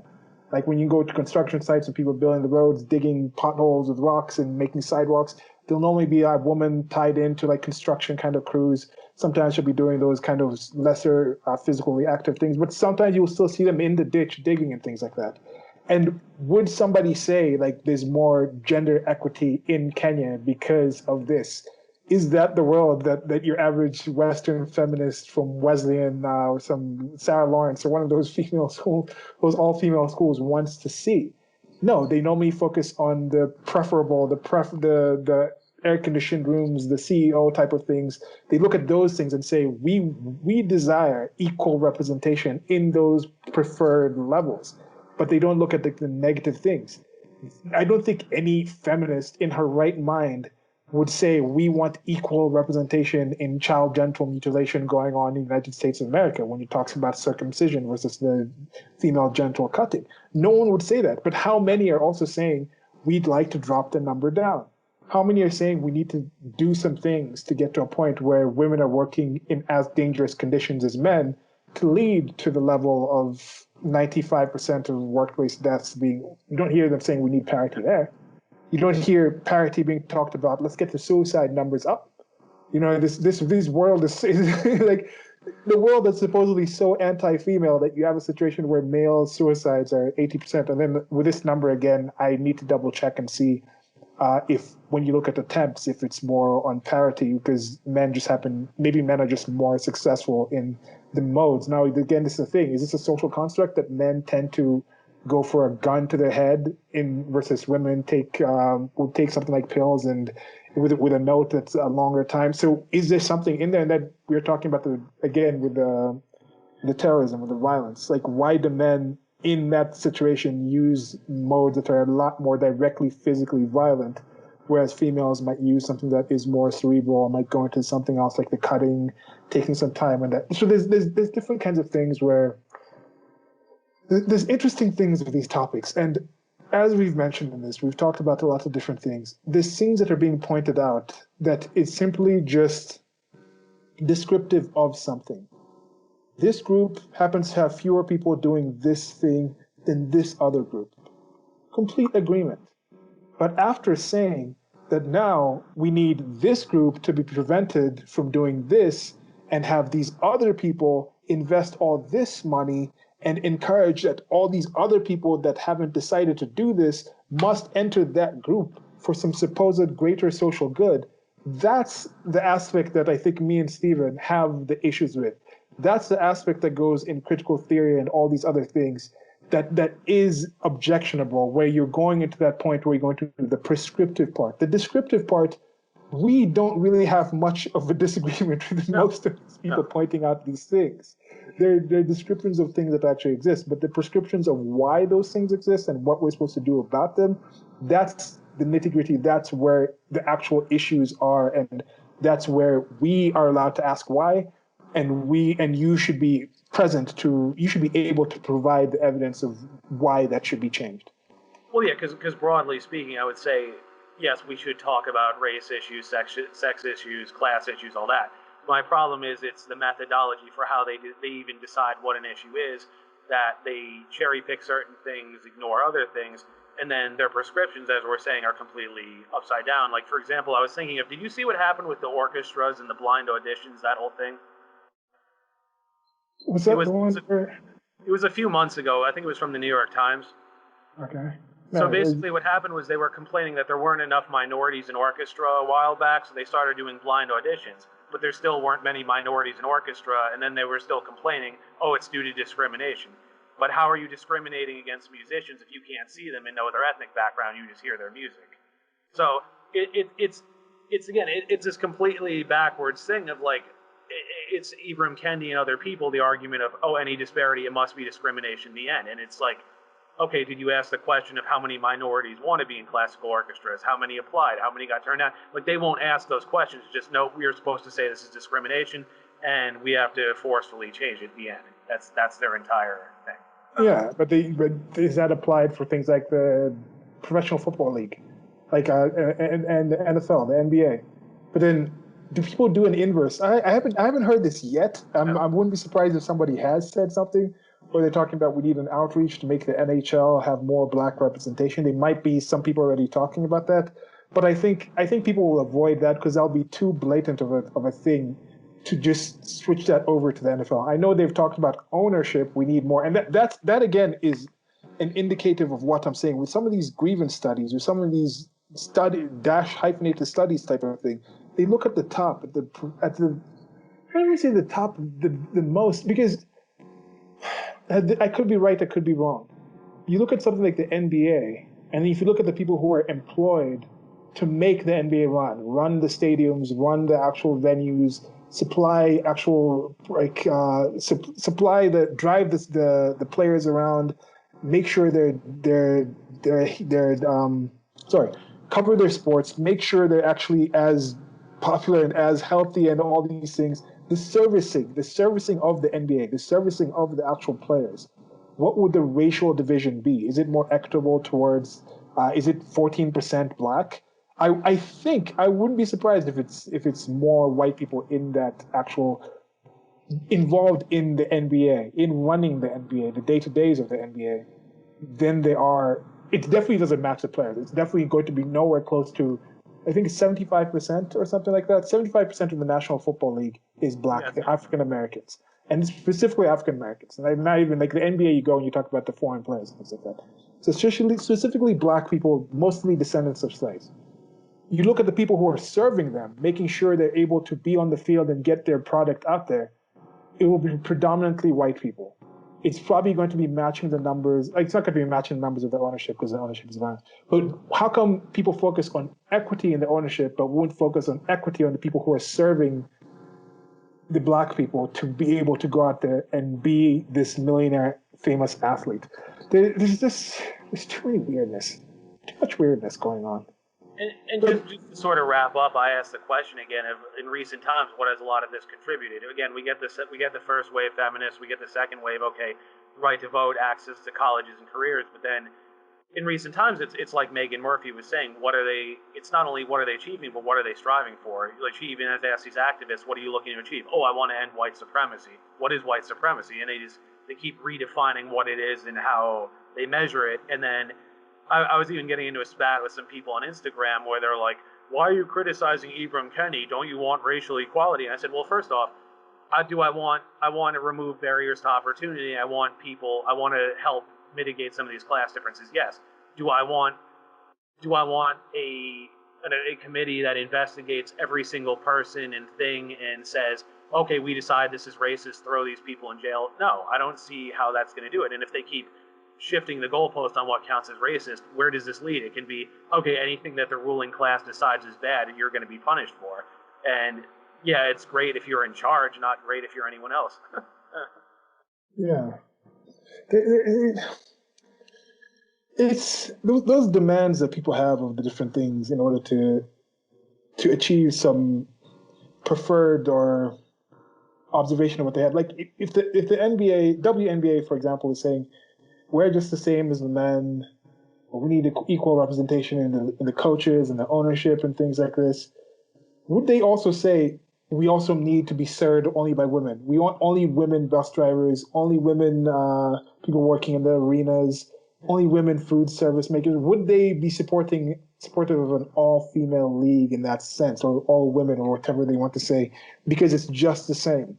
Are they happy being women, being served? Like in that case, that one for sure, it's vastly majority. It's over 50% of the people who make sure the NBA can actually be the NBA are men. That one I'm sure of. It's probably 90% who you can say directly work in the actual industry that supports the NBA being able to actually, the women being able to get on the basketball court and play basketball. Sure. So would they demand that it be 50% women in that sense that are below them, even though they're making demands that above, it needs to be at least 50%? I don't know. I also point out how disingenuous they are, because if there's any statistic where women are behind, it's, oh no, this is horrible, we have to fix this immediately. If women are ahead, oh, this is a victory, yeah, feminism's working. If again, like you say, if it's a bad statistic where men are hurting, complete silence. And again, I know that if a lot of the people keep saying, oh, why do you focus on male issues? But then my response to that would be, well, if more women were being killed in the workplace, more women died in wars, more women got harsher sentences for crimes, they would never shut up about it. So the question becomes, okay, are you really about equality, or do you just want female superiority and you just want to create a new caste system where your side is ruling things? Yeah, and the thing is, if they wanted that, they wouldn't come out and say that. That's another part to be kind of aware of. Not too many people who actually want to do that would come out openly. They already value you less enough to just be honest about what they want. And I can say that's the fraction of the people. Some people think there are issues, and for some reasons they're blind to the other things. Like when I was obese, I'll keep coming back to this, I was focusing more on the few people that managed to be obese and not die directly from it than the myriad of people who I had evidence of or were aware of that were having very negative effects. For some reason, I would ignore all those negative things and focus on, oh, at least I'm not as fat as that person, or oh, that person might be fat, but at least they're doing better. So that's why I'm trying to take it out of that and say, like, now when you compare all the people, the potential risks that are in there, because if we're just focusing on these one or two people, we could just say, oh, this woman is doing better than this man, or this man is doing worse than this female, so it means nothing. But no, you have to look at it at the grander scale and bring that evidence. There's one more thing I wanted to add. I was just trying to think about this thing with like the biology, gender, and sexuality, the male, female, male, man, masculine, that difference right there is like biology is set. I think that's just, you don't really have any selection on it. I think gender would be behavioral patterns and actual ways people interact that serves the biology. So these are things that are based, because this person, this biology, there's going to be a tendency for them to behave and act this certain way that is more positive or enriching or supportive of that particular biology, whether it's the biological, I think our reproductive strategies are going to be different between male and female just due to our biology. And I think everything else in society is kind of informed by that, as a life form and having that drive.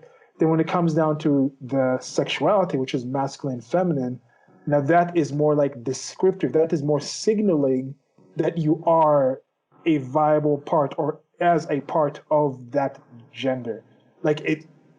Sexuality is actually 2 parts removed from biology. That's why you can completely switch it around and say, like, all of a sudden, high heels are now just female because it had nothing actually to do with the biology of male or female. Yet the gender type of things are things that are tied in where you can't just switch, because there are going to be certain gender behaviors that are based on the direct biology that you can't switch that biology of being female. I have to think of an example. Like where I'm saying, like the dolls and the kind of thing, like part of the reason females have that attraction to dolls is because that is informed of their actual biology of being the people who can actually gestate a child and be directly there raising the child. So that's why that kind of affinity is something that is more gender related versus the color pink.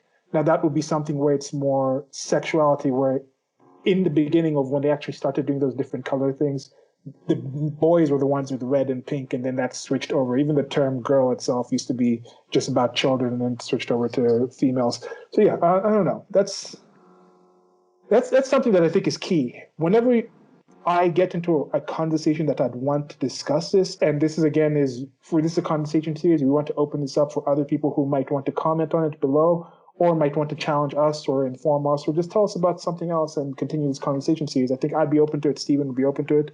Sure. But I think a key part of that, at least for me, would be we would have to come to a definition of the difference between male female, that as one thing, man woman, boy girl as one thing, and masculine and feminine. We'd have to come to a certain agreement on that, because if we have a conversation about this topic and not be at least on a similar page when we're talking about those three different sections, then we're going to be bouncing between social construct, between identification, between what is biological, between what can be changed, and that just brings a whole lot of issues. Yeah, pretty much. And like I say, again, it keeps going back to that point about agreeing upon definitions. Like these people I'm arguing with on Instagram about, oh, are you against racial equality, all that? Why are you against critical race theory? Don't you care about equality? It's, well, yes, I am. That's why I'm critical of this ideology.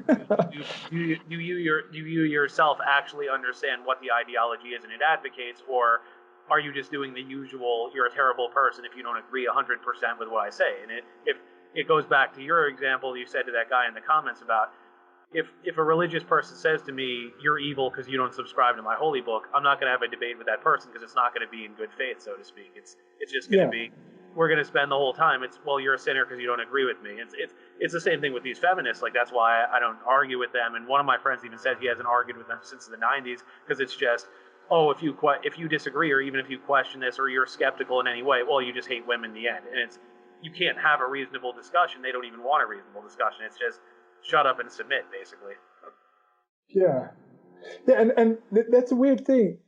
Sometimes that question has never been proposed, or what does it mean? I remember there was one time I was back in the States. I was visiting some friends in Boston, and they said something about feminism, like, oh, like you're a sexist, or you're not a feminist. And I was like, do you literally think I hate women? Like, you're one of my good friends. Like, I came here to visit you. Like, you can't literally think I hate women. So why are you saying that? And it just, that's ridiculous. Sometimes just like, you don't have to have a conversation or a long conversation, but I encourage people to sometimes ask some of these questions, you know, just to say, just give a bit of pushback. I think there's been a lot of people who just kind of say this and they don't get any questions. Nobody asks them like something behind it. It's like, oh, you believe this being is good? Well, this being also said you can keep slaves. Do you believe that? How many Christians have actually been asked about Exodus 21 to make their mind on it, if they're even aware of it? How many people who identify as feminists have been asked about some of the basic precepts of something like what the radical feminists say about men? Some people who go out and say, some feminists literally say, all sex is rape.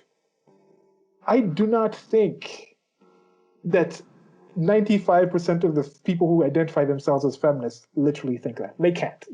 But some do. So how do those people who think that, how can they still be feminists and these other 95% are not? Well, those kind of questions. It was funny, too, because James Lindsay was talking about how one of the earlier things with Peter Boghossian was where you know, he would have these talks at Portland State where he teaches, and he would invite people to speak. And the feminists, well, mostly from who taught queer theory, were saying, "Oh, you're not." I think it was queer theory and gender studies. They were saying, "Oh, you're not being inclusive. You're not having other people to represent them." So he sent something like 4 emails out. Hey, would you like to come and participate in this discussion? They reported him for harassment, and it's like, you're complaining there isn't representation, then he's trying to invite, have a discussion, and it's, oh, you're harassing us. And and Lindsay even said it, it's like he didn't bombard them with emails or keep calling them or something. It was just like, hey, would you like to speak? Hey, would you like to speak? Hey, and it's, he's harassing us, and it's, well, do you want to have a conversation, or do you just want to impose this on everybody? And I think I know where this is heading. Yeah. So, talking about where this is heading, are we at the end of this? We're heading towards the 3-hour mark on this conversation. Yeah.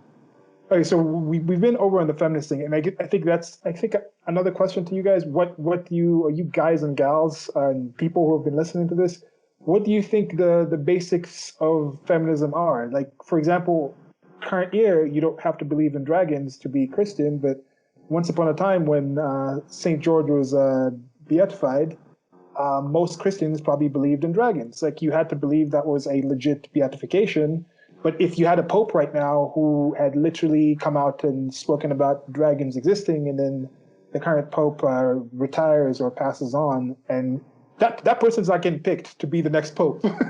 but back then, the pope that beatified Prince George, the Saint George, he was somebody who did believe in that. So there could be some things like that too, where once upon a time there are certain beliefs somebody had to have about feminism that maybe you don't really have to believe in feminism anymore. But there's certain basic things that those feminists from back then still believe, just how there's certain things that those Christians from back then still believe that Christians today still need to believe.